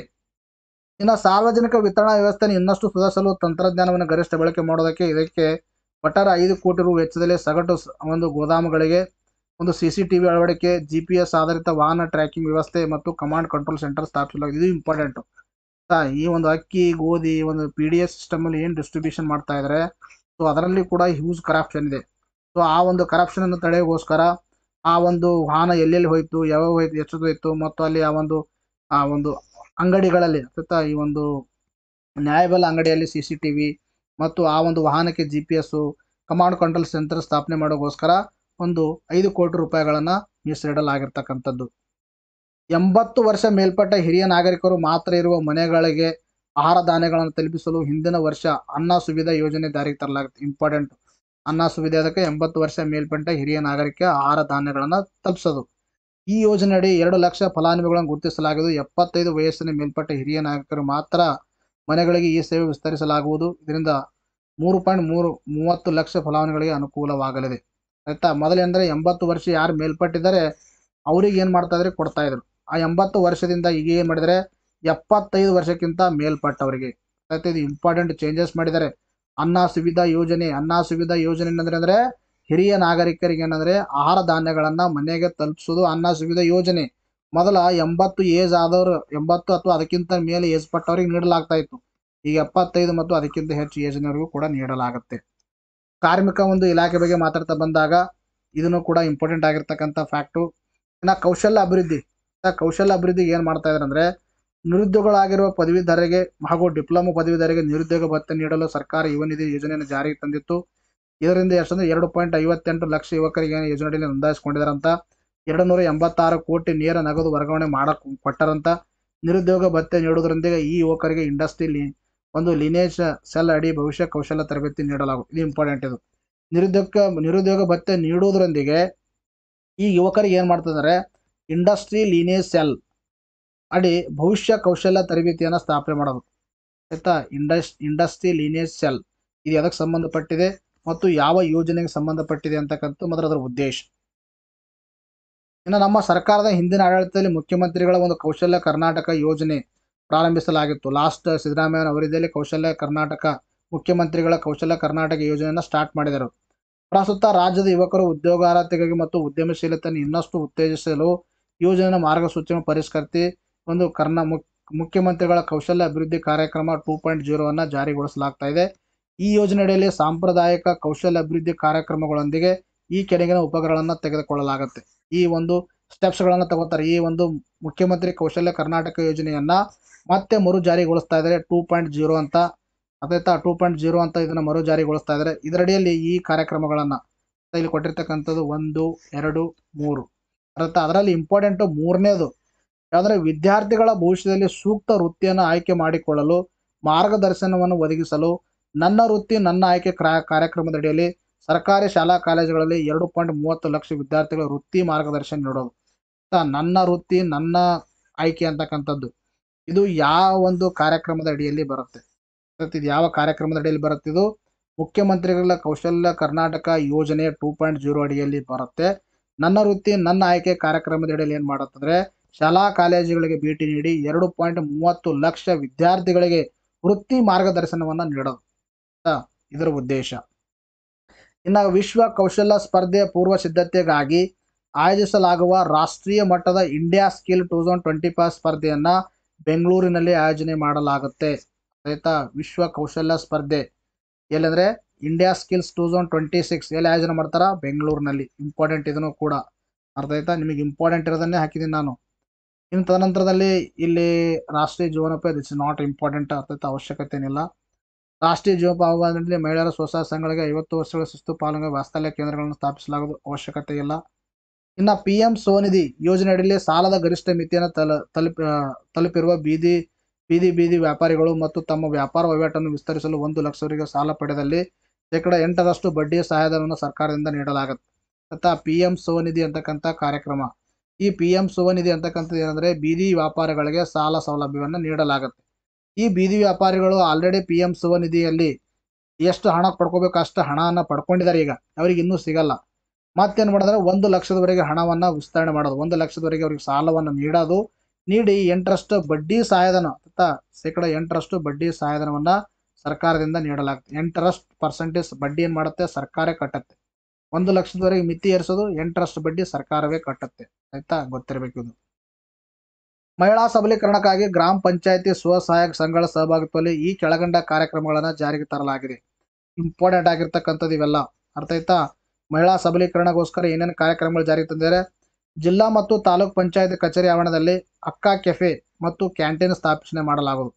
ಜಿಲ್ಲಾ ಮತ್ತು ತಾಲೂಕ್ ಪಂಚಾಯತ್ ಕಚೇರಿ ಆವರಣದಲ್ಲಿ ಅಕ್ಕಾ ಕೆಫೆ ಮತ್ತು ಕ್ಯಾಂಟೀನ್ಗಳನ್ನು ಸ್ಥಾಪನೆ ಮಾಡಲಾಗುತ್ತೆ. ಮಹಿಳಾ ಸಬಲೀಕರಣಗೋಸ್ಕರ ಮಹಿಳೆಯರಿಗೆ ಮಾತ್ರ. ಮಹಿಳೆಯರು ಏನು ಮಾಡ್ಬೋದು? ಅವುಗಳನ್ನು ರನ್ ಮಾಡ್ಬೋದು. ಪ್ರತಿ ತಾಲೂಕಿನಲ್ಲಿ ಒಂದು ಸಮಗ್ರ ಕೃಷಿ ಕ್ಲಸ್ಟರ್. ಪ್ರತಿ ತಾಲೂಕಿನಲ್ಲಿ ಸಮಗ್ರ ಕೃಷಿ ಕ್ಲಸ್ಟರ್ ಅನ್ನು ಅಭಿವೃದ್ಧಿಪಡಿಸಲಾಗುತ್ತೆ.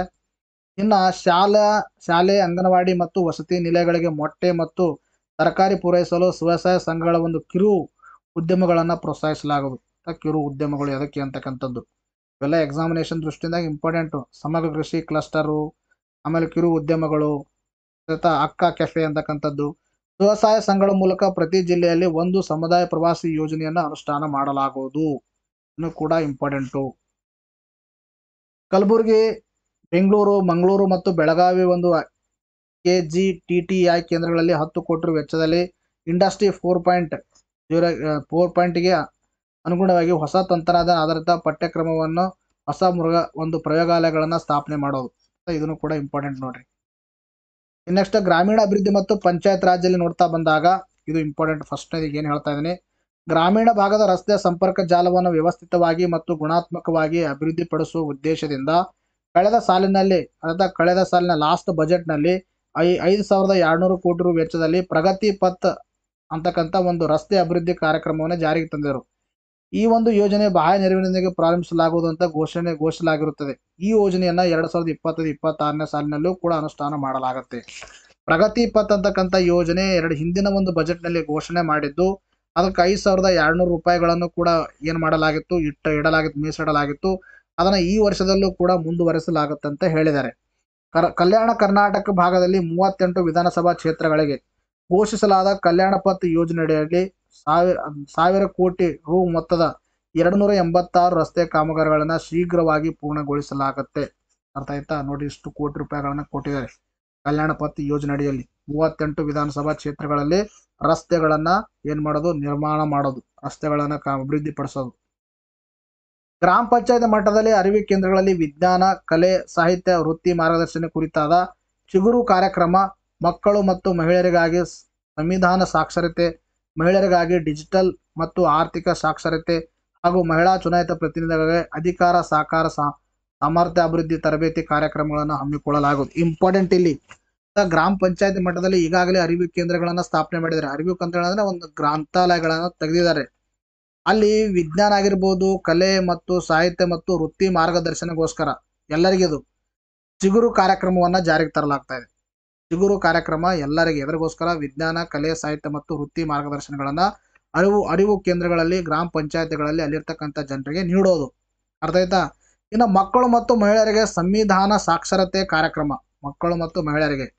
ಇನ್ನು ಮಹಿಳೆಯರಿಗಾಗಿ ಡಿಜಿಟಲ್ ಮತ್ತು ಆರ್ಥಿಕತೆ ಕಾರ್ಯಕ್ರಮ ಗೊತ್ತಿರಬೇಕಿತ್ತು. ಮಕ್ಕಳು ಮತ್ತು ಮಹಿಳೆಯರಿಗೆ ಯಾವುದು, ಕೇವಲ ಮಹಿಳೆಯರಿಗೆ ಯಾವುದು, ಮತ್ತು ಮಹಿಳಾ ಚುನಾಯಿತ ಪ್ರತಿನಿಧಿಗಳಿಗೆ ಅಧಿಕಾರ ಸಾಕಾರ ಸಾಮರ್ಥ್ಯಾಭಿವೃದ್ಧಿ ತರಬೇತಿ ಕಾರ್ಯಕ್ರಮವನ್ನ ಹಮ್ಮಿಕೊಳ್ಳಲಾಗುತ್ತೆ. ಇಂಪಾರ್ಟೆಂಟ್ ಆಗಿರ್ತಕ್ಕಂಥ ಫ್ಯಾಕ್ಟ್ ಇದು. ಆಯ್ತಾ? ಇದು ನೋಡ್ಕೊಳ್ಳಿ. ಪಂಚಾಯತ್ ರಾಜ್ ವ್ಯವಸ್ಥೆ ಬಲವರ್ಧನೆಯಾಗಿ ಮತ್ತು ಗ್ರಾಮೀಣ ಜನರಿಗೆ ಸುವ್ಯವಸ್ಥೆ ರೀತಿಯಲ್ಲಿ ಸೇವೆ ಒದಗಿಸುವ ದೃಷ್ಟಿಯಿಂದಾಗಿ ಈ ಕೆಳಗಂಡ ಉಪಕ್ರಮಗಳನ್ನ ಜಾರಿಗೆ ತಂದಿದ್ದಾರೆ. ಏನೇನು ಉಪಕ್ರಮಗಳು ಜಾರಿಗೆ ತಂದಿದ್ದಾರೆ ಅಂತಕ್ಕಂಥದ್ದು ಇಲ್ಲಿ ಕೊಟ್ಟಿದ್ದಾರೆ ನೋಡಿ. ಪಂಚಾಯತ್ದಲ್ಲಿ ಎಲ್ಲ ಅಗತ್ಯ ದಾಖಲೆಗಳನ್ನು ಹೊಂದಿರುವ ಆಸ್ತಿಗಳಿಗೆ ಪ್ರಮಾಣ ಪತ್ರಗಳನ್ನು ವಿತರಿಸಲು ಈ ಸ್ವತ್ತು ಅಭಿಯಾನ ಜಾರಿಗೆ ತಂದಿದ್ದಾರೆ. ಇಂಪಾರ್ಟೆಂಟು. ಈ ಸ್ವತ್ತು ಅಂತಕ್ಕಂಥ ಇದಕ್ಕೆ ಸಂಬಂಧಪಟ್ಟಿದೆ. ಹೊಂದಿರುವ ಆಸ್ತಿಗಳ ಪ್ರಮಾಣ ಪತ್ರ ನೀಡುಗೋಸ್ಕರ ಪಂಚತಂತ್ರ ತಂತ್ರಾಂಶವನ್ನ ಜಿಲ್ಲಾ ಪಂಚಾಯತ್ ಮತ್ತು ತಾಲೂಕ್ ಪಂಚಾಯತ್ಗಳಿಗೂ ವಿಸ್ತರಿಸಲಾಗುತ್ತೆ. ಇಂಪಾರ್ಟೆಂಟ್ ಇದು. ನಿಮಗೆ ಎಕ್ಸಾಮ್ ಅಲ್ಲಿ ಕೇಳಿದ್ರು ಪಂಚತಂತ್ರ ಅಂತಕ್ಕಂಥ ಸಾಫ್ಟ್ವೇರ್ ಇದರ ಉದ್ದೇಶ ಏನಾಗಿತ್ತು ಅಂತಕ್ಕಂಥದ್ದು. ಉದ್ದೇಶ ಏನಂದ್ರೆ all property which are lying under in rural ಏರಿಯಾಸ್ಗಳಲ್ಲಿ ಪಂಚಾಯತ್ದಲ್ಲಿ ಇರ್ತಕ್ಕಂಥ ಪ್ರಾಪರ್ಟಿಗಳನ್ನ ರಿಜಿಸ್ಟ್ರೇಷನ್ ಮಾಡಕ್ಕೆ ಮತ್ತು ಅವುಗಳನ್ನ ನಕ್ಷೆ ಮಾಡಕ್ಕೆ ಪಂಚತಂತ್ರ ತಂತ್ರಜ್ಞಾನ ಹೆಲ್ಪ್ ಆಗ್ತಾ ಇತ್ತು. ಈಗ ಪಂಚತಂತ್ರ ಒಂದು ತಂತ್ರಾಂಶವನ್ನ ಜಿಲ್ಲಾ ಪಂಚಾಯತ್ಗೂ ಕೂಡ ಏನ್ ಮಾಡಿದರೆ ಎಕ್ಸ್ಟೆಂಡ್ ಮಾಡಿದರೆ ಮತ್ತು ತಾಲೂಕ್ ಪಂಚಾಯತ್ಗೂ ಕೂಡ ಎಕ್ಸ್ಟೆಂಡ್ ಮಾಡಿದರೆ. ವಿಕೇಂದ್ರೀಕೃತ ಡಿಜಿಟಲ್ ಗ್ರಂಥಾಲಯ ನಿರ್ವಹಣೆ ಮತ್ತು ಪ್ರಗತಿ ಹಾಗೂ ಸ್ವಸಹಾಯ ಸಂಘಗಳ ಮೂಲಕ ಕೈಗೊಳ್ಳಲಾಗಿರುವ ಘನ ತ್ಯಾಜ್ಯ ನಿರ್ವಹಣೆ ಪ್ರಗತಿಯನ್ನು ಪಂಚತಂತ್ರ ತಂತ್ರಾಂಶದ ಮೂಲಕ ನಿರ್ವಹಿಸಲಾಗುತ್ತೆ. ಅರ್ಥ ಆಯ್ತಾ? ಇಲ್ಲೇನಂದ್ರೆ ವಿಕೇಂದ್ರೀಕೃತ ಡಿಜಿಟಲ್ ಗ್ರಂಥಾಲಯಗಳ ನಿರ್ವಹಣೆ, ಪ್ರಗತಿ ಮತ್ತು ಸ್ವಸಹಾಯ ಸಂಘಗಳ ಮೂಲಕ ಕೈಗೊಳ್ಳಲಾಗುತ್ತಿರುವ ಘನ ತ್ಯಾಜ್ಯ ನಿರ್ವಹಣೆ ಪ್ರಗತಿಯನ್ನ, ಘನ ತ್ಯಾಜ್ಯಗಳು ಯಾವ ತರ ನಿರ್ವಹಣೆ ಮಾಡ್ತಾ ಇದ್ದಾರೆ ಅಂತಕ್ಕಂಥದ್ದು ಈ ಒಂದು ಪಂಚತಂತ್ರ ತಂತ್ರಾಂಶದ ಮೂಲಕ ನಿರ್ವಹಿಸಲಾಗುತ್ತೆ. ಈಗ ಇದನ್ನು ಕೂಡ ಇಂಪಾರ್ಟೆಂಟು. ಹಿರಿಯ ಅಧಿಕಾರಿಗಳಿಂದ ಗ್ರಾಮ ಪಂಚಾಯತಿಗಳನ್ನು ದತ್ತು ಪಡೆದು ಸಮಗ್ರವಾಗಿ ಅಭಿವೃದ್ಧಿಪಡಿಸುವ ಉದ್ದೇಶದಿಂದಾಗಿ ಗ್ರಾಮ ಪಂಚಾಯತ್ ದತ್ತು ಕಾರ್ಯಕ್ರಮವನ್ನು ಆರಂಭಿಸಲಾಗುತ್ತೆ. ನೋಡ್ರಿ ಇದು ಇಂಪಾರ್ಟೆಂಟ್. ಇದನ್ನು ಕೂಡ ಹಿರಿಯ ಅಧಿಕಾರಿಗಳನ್ನ ಏನ್ ಮಾಡೋದು, ಗ್ರಾಮ ಪಂಚಾಯತ್ಗಳನ್ನ ದತ್ತು ಪಡೆದ ಅಧಿಕಾರಿಗಳಿಗೆ ಕೊಡೋದು. ಸೊ ಆ ಅಧಿಕಾರಿಗಳು ಏನ್ ಮಾಡ್ಬೇಕಂದ್ರೆ ಆ ಪರ್ಟಿಕ್ಯುಲರ್ ಗ್ರಾಮ ಪಂಚಾಯತಿಯನ್ನ ಅಭಿವೃದ್ಧಿಪಡಿಸಬೇಕು. ಗ್ರಾಮ ಪಂಚಾಯತ್ ದತ್ತು ಕಾರ್ಯಕ್ರಮ ಅಂತ ನಾವು ಹೇಳ್ತೀವಿ. ಮಹಾತ್ಮ ಗಾಂಧಿ ರಾಷ್ಟ್ರೀಯ ಉದ್ಯೋಗ ಖಾತ್ರಿ ಯೋಜನೆ ಅಡಿಯಲ್ಲಿ ಕೆಳಕಂಡ ಯೋಜನೆಗಳನ್ನು ಅನುಷ್ಠಾನ ಮಾಡಲಾಗ್ತಾ ಇದೆ. ಸೊ ಇದರಲ್ಲಿ ಸಾಮಾನ್ಯವಾಗಿ ಇದರಲ್ಲಿ ಏನು ಅಂಥದ್ದು ಇಂಪಾರ್ಟೆಂಟ್ ಇಲ್ಲ. ಬಟ್ ಇಂಥ ಇಂಪಾರ್ಟೆಂಟ್ ಇರ್ತಕ್ಕಂಥದ್ದು ಏನಂದ್ರೆ ಇಲ್ಲಿ ಹಸಿರು ಪಥ ಅಂತಕ್ಕಂಥದ್ದು ಮತ್ತು ಕೃಷಿ ಪಥ ಅಂತಕ್ಕಂಥದ್ದು. ರೈತರ ಹೊಲಗಳಿಗೆ ಸಂಪರ್ಕ ಕಲ್ಪಿಸುವ ರಸ್ತೆಗಳನ್ನು ಹಂತ ಹಂತವಾಗಿ ಅಭಿವೃದ್ಧಿಪಡಿಸಲು ಕೃಷಿ ಪಥ ಅಂತಕ್ಕಂಥದ್ದು ಈ ಯೋಜನೆಯನ್ನು ಜಾರಿಗೊಳಿಸ್ತಾ ಇದ್ದಾರೆ. ಇನ್ನೊಂದು ಯಾವುದು, ಹಸಿರು ಪಥ ಅಂತಕ್ಕಂಥದ್ದು. ಹಸಿರು ಪಥ ಅಂತಕ್ಕಂಥದ್ದು ಏನಂದ್ರೆ ಗ್ರಾಮೀಣ ಪ್ರದೇಶಗಳಲ್ಲಿ ಹಾದು ಹೋಗುವ ರಾಜ್ಯ ಮತ್ತು ಜಿಲ್ಲಾ ರಸ್ತೆಗಳಲ್ಲಿ ಎಷ್ಟಂದ್ರೆ 5,000 ಕಿಲೋಮೀಟರ್ ಬದಿಗಳಲ್ಲಿ ಸಸ್ಯಗಳನ್ನು ಬೆಳೆಸುವ ಹಸಿರು ಪಥ. ಇವೆಲ್ಲ ಇಂಪಾರ್ಟೆಂಟು. 5,000 ಕಿಲೋಮೀಟರು ಅರ್ಥ ಆಯ್ತಾ? ಇವೆಲ್ಲ ಡೇಟಾ ಪಾಯಿಂಟು. ಹಸಿರು ಪಥ ಕಾರ್ಯಕ್ರಮವನ್ನ ನರೇಗಾದಲ್ಲಿ ತರ್ತಾ ಇದ್ದಾರೆ.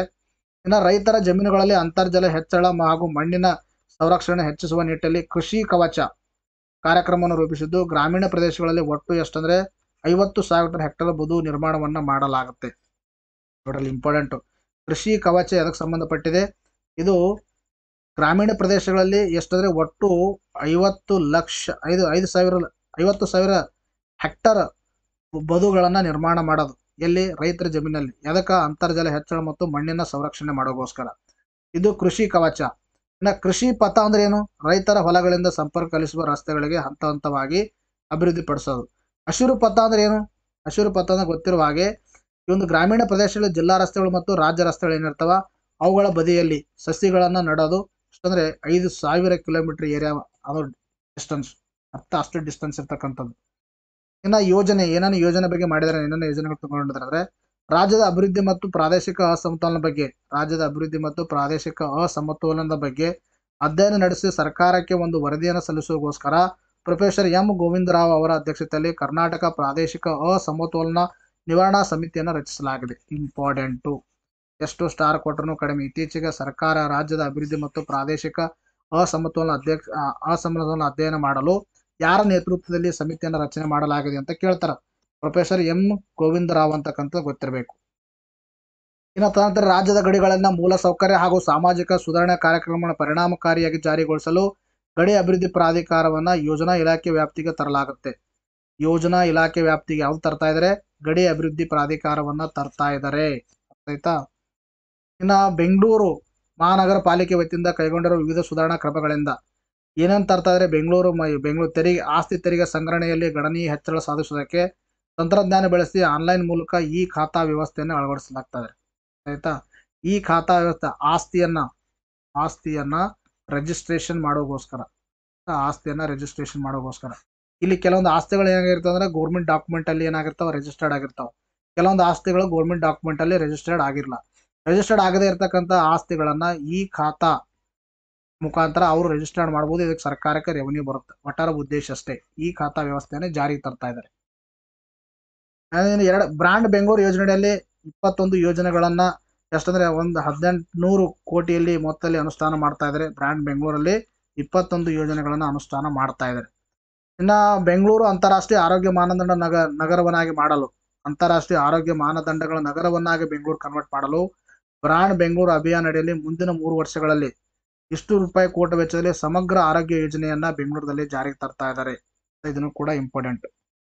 ಇನ್ನ ಇದು ಪೌರಾಡಳಿತ ಬಗ್ಗೆ ಮಾತಾಡ್ತಾ ಬಂದಾಗ ವಿನ್ಯಾಸ ಮತ್ತು ಕಟ್ಟಡ ನಕ್ಷೆಗಳಿಗೆ ಆನ್ಲೈನ್ ಮೂಲಕ ಅನುಮೋದನೆ ನೀಡಲು unified land management system ULMS ತಂತ್ರಾಂಶವನ್ನು ಅಭಿವೃದ್ಧಿಪಡಿಸಲಾಗ್ತಾ ಇದೆ.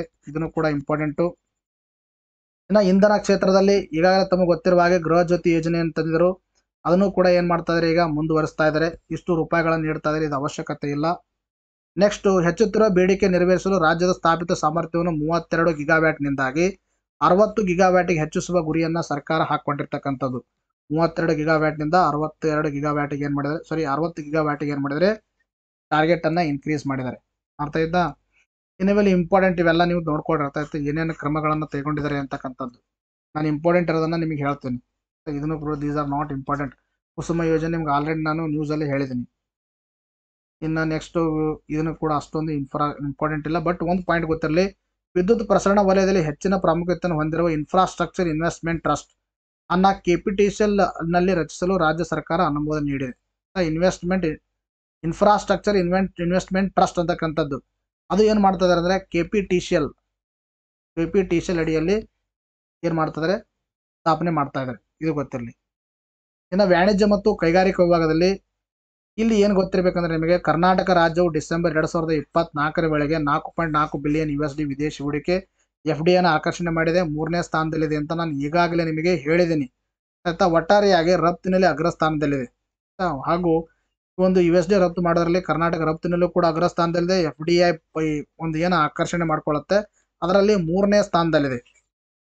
ಅರ್ಥಾತ್ ಹಿಂದಿನ ವರ್ಷಕ್ಕೆ ಹೋಲಿಸಿದರೆ ರಫ್ತಿನಲ್ಲಿ ರಾಜ್ಯವು 11.7% ಬೆಳವಣಿಗೆಯನ್ನು ಸಾಧಿಸಿದೆ. ಲಾಸ್ಟ್ ಇಯರ್ ಕಂಪೇರ್ ಮಾಡಿದಾಗ 11.17% ಏನಾಗಿದೆ ಕರ್ನಾಟಕದಿಂದ ಎಕ್ಸ್ಪೋರ್ಟ್ ಎಕ್ಸ್ಪೋರ್ಟ್ ಏನಾಗಿದೆ ಇನ್ಕ್ರೀಸ್ ಆಗಿದೆ. ಗೊತ್ತಿರಬೇಕು ಎಕ್ಸ್ಪೋರ್ಟ್ ಎಷ್ಟು 11.17% ಕಂಪೇರಿಂಗ್ ವಿತ್ ಪ್ರೀವಿಯಸ್ ಇಯರ್ದಿಂದ ಇದೇನಾಗಿದೆ ಇನ್ಕ್ರೀಸ್ ಆಗಿರ್ತಕ್ಕಂಥದ್ದು. ಇನ್ನು ಕರ್ನಾಟಕ ರಾಜ್ಯವು ಕೇಂದ್ರ ಸರ್ಕಾರದ ಈಸ್ ಆಫ್ ಡೂಯಿಂಗ್ ಬಿಸ್ನೆಸ್ ನಲ್ಲಿ ಅತ್ಯುತ್ತಮ ಸಾಧಕ ಟಾಪ್ ಅಚೀವರ್ ಆಗಿ ಹೊರಹೊಮ್ಮಿರ್ತಕ್ಕಂಥದ್ದು.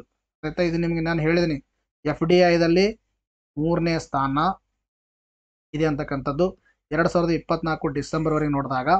ಇನ್ನು ಎಕ್ಸ್ಪೋರ್ಟಲ್ಲಿ 11.17% ಏನಾಗಿದೆ ಹೈಕ್ ಆಗಿರ್ತಕ್ಕಂಥದ್ದು. ಇದು ಗೊತ್ತಿರಲಿ ನಿಮಗೆ ಇಂಪಾರ್ಟೆಂಟ್ ಇದೊಂದು. ಇನ್ನು ನೆಕ್ಸ್ಟ್ ಅಂತಾರಾಷ್ಟ್ರೀಯ ಹಾಗೂ ರಾಷ್ಟ್ರೀಯ ಬಂಡವಾಳ ರಾಜ್ಯಕ್ಕೆ ಆಕರ್ಷಿಸುವ ಸಂಬಂಧ ಏರ್ಪಡಿಸುವ ವಿಶ್ವ ಬಂಡವಾಳ ಹೂಡಿಕೆದಾರ ಸಮಾವೇಶದಲ್ಲಿ ಇನ್ವೆಸ್ಟ್ ಕರ್ನಾಟಕ ಒಂದು ಎಷ್ಟು ವಿವಿಧ ಕಂಪನಿಗಳು ಎಷ್ಟು ಕೋಟಿಗಳ ಒಪ್ಪಂದಗಳನ್ನು ಮಾಡಿಕೊಳ್ಳಲಾಗಿದೆ. ಇದರಿಂದ 6 ಲಕ್ಷಕ್ಕಿಂತ ಹೆಚ್ಚಿನ ಉದ್ಯೋಗ ಅವಕಾಶಗಳು ಸಿಗುತ್ತೆ ಅಂತಕ್ಕಂತ ಹೇಳಿದ್ದಾರೆ. ಸೊ ಇನ್ವೆಸ್ಟ್ ಕರ್ನಾಟಕ ಎಲ್ಲಿ ನಡೆದಿತ್ತು, ಬೆಂಗಳೂರಲ್ಲಿ ನಡೆದಿತ್ತು ಅಂತಕ್ಕಂಥದ್ದು ಗೊತ್ತಿರಲಿ. ಇನ್ನು ಅದರ ನಂತರದಲ್ಲಿ ದೀಸ್ ಆರ್ ನಾಟ್ ಇಂಪಾರ್ಟೆಂಟು. ಇಲ್ಲಿ ಇದು ಇಂಪಾರ್ಟೆಂಟು. ಕೈಗಾರಿಕಾ ಉದ್ಯಮಗಳಿಗೆ ಅನುಸರಣೆ ನಿಯಮಗಳು ಮತ್ತು ಷರತ್ತುಗಳ ಸ್ಥಳೀಕರಣಕ್ಕೆ ಸಂಬಂಧಿಸಿದಂತೆ ನಮ್ಮ ಸರ್ಕಾರ ಕರ್ನಾಟಕ ಉದ್ಯೋಗದಾತ ನಂಬಿಕೆ ವಿಧೇಯಕ ಹಾಗೂ ಕರ್ನಾಟಕ ಉದ್ಯೋಗದಾತ ಅನುಸರಣೆ ಜಾಲಬಂಧ ಮಸೂದೆಗಳು ಜಾರಿಗೆ ತರಲಿದೆ. ಇದರ ಮೂಲಕ ಉದ್ಯೋಗದಾತರ ಷರತ್ತುಗಳ ಉಲ್ಲಂಘನೆ ಕ್ರಿಮಿನಲ್ ಅಪರಾಧ ವ್ಯಾಪ್ತಿಯಿಂದ ಹೊರಪಡಿಸಲಾಗುವುದು. ಡಿಕ್ರಿಮಿನಲೈಸ್ ಷರತ್ತುಗಳ ಅನುಸರಣೆ ಪ್ರಕ್ರಿಯೆಯನ್ನು ಡಿಜಿಟಲೀಕರಣಗೊಳಿಸಲಾಗುವುದು. ಈ ರೀತಿಯ ಉಪಕ್ರಮಗಳು ದೇಶದಲ್ಲಿ ಮೊದಲ ಬಾರಿಗೆ ಜಾರಿಗೆ ತರ್ತಾ ಇದೆ. It is very important. ಎಲ್ಲರೂ ಸ್ಕ್ರೀನ್ಶಾಟ್ ತಗೋರಿ, ನಿಮ್ಗೆ ಎಕ್ಸಾಮ್ ಅಲ್ಲಿ ಈ ಫ್ಯಾಕ್ಟು ಕೇಳ್ತಾರೆ ಆಯ್ತಾ. Next Karnataka clean mobility policy ನಿಮ್ಗೆ ನಾನು ಕರೆಂಟ್ ಅಫೇರ್ಸ್ ಅಲ್ಲಿ ಹೇಳಿದ್ದೀನಿ. 2025-30ನೇ ವರ್ಷಕ್ಕೆ ಇದೇನು ಮಾಡಿದರೆ ಜಾರಿಗೊಳಿಸ್ತಾ ಇದ್ದಾರೆ. ಇದರಲ್ಲಿ ಕ್ಲೀನ್ ಮೊಬಿಲಿಟಿ ವಾಹನ ಮೌಲ್ಯ ಸರಪಳಿಯಲ್ಲಿ ಸುಮಾರು ಎಷ್ಟಂದ್ರೆ ಇಷ್ಟು ಕೋಟಿ ರೂಪಾಯಿ ಹೂಡಿಕೆಗಳನ್ನು ಆಕರ್ಷಿಸುವ ಹಾಗೂ 1 ಲಕ್ಷ ಹೊಸ ಉದ್ಯೋಗಗಳನ್ನು ಸೃಷ್ಟಿಸುವ ಟಾರ್ಗೆಟ್ ಅನ್ನು ಹಾಕೊಂಡಿದ್ದಾರೆ.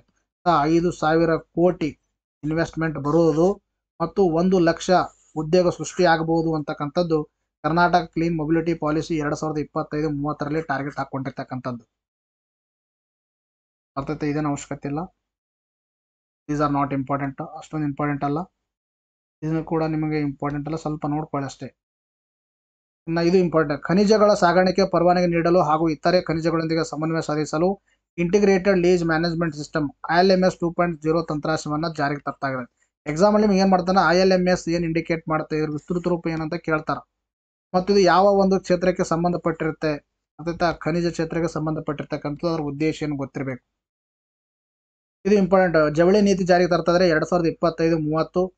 ಇಲ್ಲಿ ಇದರಲ್ಲಿ ಒಂದು ಬಂಡವಾಳವನ್ನು ಆಕರ್ಷಿಸಿ ಹೆಚ್ಚಿಗೆ ಮಾಡಿ 2 ಲಕ್ಷದವರೆಗೆ ಉದ್ಯೋಗ ಮತ್ತು ಬಂಡವಾಳ ಆಕರ್ಷಣೆ ಮಾಡೋಗೋಸ್ಕರವಾಗಿ FDI ಆಕರ್ಷಣೆ ಮಾಡೋಗೋಸ್ಕರವಾಗಿ ಜವಳಿ ನೀತಿ 2025-30 ಜಾರಿಗೆ ತರ್ತಾ ಇದ್ದಾರೆ. Next these are not so much important, ಇದನ್ನು ಕೂಡ ಅಷ್ಟೊಂದು ಏನು ಇಂಪಾರ್ಟೆಂಟ್ ಅಲ್ಲ. ನೆಕ್ಸ್ಟ್ ಇದು ನೋಡಿ, ಎಲೆಕ್ಟ್ರಾನಿಕ್ ಉತ್ಪಾದನೆ ಪೂರಕ ವ್ಯವಸ್ಥೆಯನ್ನು ಸೃಷ್ಟಿಸಲು ಮೈಸೂರಿನ ಒಂದು 150 ಎಕರೆ ಪ್ರದೇಶದಲ್ಲಿ ಅತ್ಯಾಧುನಿಕ ಪ್ರಿಂಟೆಡ್ ಸರ್ಕ್ಯೂಟ್ ಬೋರ್ಡ್ ಪಾರ್ಕ್ ಅನ್ನ ಸ್ಥಾಪನೆ ಮಾಡ್ತಾ ಇದ್ದಾರೆ. ಪ್ರಿಂಟೆಡ್ ಸರ್ಕ್ಯೂಟ್ ಬೋರ್ಡ್ಸ್ಗಳನ್ನ ಎಲ್ಲಿ ಸ್ಥಾಪನೆ ಮಾಡ್ತಾ ಇದ್ದಾರೆ ಅಂದ್ರೆ ಮೈಸೂರಿನಲ್ಲಿ ಅಂತಕ್ಕಂಥದ್ದು ಗೊತ್ತಿರಲಿ. ಕೇಂದ್ರ ಸಾಹಿತ್ಯ ಅಕಾಡೆಮಿ ಪ್ರಶಸ್ತಿ ಪುರಸ್ಕೃತರಾಗಿರ್ತಕ್ಕಂಥ ಶ್ರೀ ಬೋಳವಾರು ಮೊಹಮ್ಮದ್ ಕುಯಿ ಅವರ ಸ್ವತಂತ್ರದ ಓಟ ಕಾದಂಬರಿಯನ್ನು 1 ಕೋಟಿ ವೆಚ್ಚದಲ್ಲಿ ನಾಟಕ ರೂಪದಲ್ಲಿ ನಿರ್ಮಾಣ ಮಾಡಿ ರಾಜ್ಯಾದ್ಯಂತ ಪ್ರದರ್ಶನ ಮಾಡಲಾಗುವುದು. ಸ್ವತಂತ್ರ ಓಟ ಅಂತಕ್ಕಂಥ ಕಾದಂಬರಿ ಯಾರ್ದಂತ ಕೇಳ್ತಾರೆ ನಿಮಗೆ, ಗೊತ್ತಾಯ್ತಾ. ಬೋಳವಾರು ಮೊಹಮ್ಮದ್ ಕುಯಿ ಅವರು ಕುಯಿ ಅಂತಕ್ಕಂಥವ್ರದ್ದು ಇದು. ನನಗಿದು ಸ್ವಲ್ಪ ಆಗ್ತಾ ಇಲ್ಲ. ಬೋಳವಾರು ಮೊಹಮ್ಮದ್ ಅಂತಕ್ಕಂಥವ್ರು ಹೌದೇನು ಮಾಡ್ತಾ ಇದ್ದಾರೆ, ಸ್ವತಂತ್ರ ಓಟ ಅಂತಕ್ಕಂಥ ಕಾರ್ಯಕ್ರಮವನ್ನ ರಾಜ್ಯಾದ್ಯಂತ ಏನ್ ಮಾಡ್ತಾ ಇದ್ದಾರೆ ಪ್ರದರ್ಶನ ಮಾಡಲಾಗುತ್ತೆ. ಸರ್ಕಾರದಿಂದ ಏನ್ ಮಾಡೋದು 1 ಕೋಟಿ ರೂಪಾಯಿಗಳನ್ನ ವೆಚ್ಚ ಮಾಡ್ತಾ ಇದ್ದಾರೆ. ಇನ್ನು ಸೇವಾದಳ ಸಂಸ್ಥಾಪಕ ಆಗಿರ್ತಕ್ಕಂಥ ಸ್ವತಂತ್ರ ಸೇನಾನಿ ಪದ್ಮಭೂಷಣ ಡಾಕ್ಟರ್ NS ಹಡೇಕರ್ ಅವರ ಒಂದು ಸ್ಮಾರಕವನ್ನ ಬೆಳಗಾವಿ ಜಿಲ್ಲೆ ಒಂದು ಘಟಪ್ರಭಾ ಆರೋಗ್ಯಧಾಮದಲ್ಲಿ ನಿರ್ಮಿಸಲು 2 ಕೋಟಿ ರೂಪಾಯಿಗಳನ್ನು ಇದು ಮಾಡ್ತಾ ಇದ್ದಾರೆ. ಗೊತ್ತಿರಬೇಕು, ಇದು ಎನ್ ಎಸ್ ಹರ್ಡೇಕರ್ ಅವರ ಒಂದು ಸ್ಮಾರಕವನ್ನು ಎಲ್ಲಿ ಘಟಪ್ರಭಾ ಆರೋಗ್ಯಧಾಮದಲ್ಲಿ, ದಟ್ ಈಸ್ ಇನ್ ಬೆಳಗಾವದಲ್ಲಿ ಏನ್ ಮಾಡ್ತಾ ಇದ್ದಾರೆ, ಸ್ಥಾಪನೆ ಮಾಡ್ತಾ ಇದ್ದಾರೆ. ಪ್ರವಾಸೋದ್ಯಮ ನೀತಿಯನ್ನು ಜಾರಿಗೆ ತರ್ತಾ ಇದ್ದಾರೆ. ಅದತ್ತ 2024-29 ಈ ಪ್ರವಾಸೋದ್ಯಮ ನೀತಿಯಿಂದಾಗಿ ಸುಮಾರು ಎಷ್ಟಂದ್ರೆ 8,000 ಕೋಟಿ ರೂಪಾಯಿಗಳು ಹೂಡಿಕೆ ಬರಬಹುದು ಅಂತ, ಮತ್ತು 1.5 ಲಕ್ಷ ಉದ್ಯೋಗ ಸೃಷ್ಟಿ ಮಾಡುವ ಅರ್ಥ 1.5 ಲಕ್ಷ ಉದ್ಯೋಗ, 8,000 ಕೋಟಿ ಒಂದು FDI ಒಂದು ಇನ್ವೆಸ್ಟ್ಮೆಂಟ್ ಬರುತ್ತೆ ಅಂತ ಒಂದು ಟಾರ್ಗೆಟ್ ಹಾಕೊಂಡು 2024-29 ಒಂದು ಪ್ರವಾಸೋದ್ಯಮ ನೀತಿಯನ್ನು ಜಾರಿಗೆ ತಂದಿದೆ. ಇಂಪಾರ್ಟೆಂಟ್ ಆಯ್ತಾಯ್ತಾ.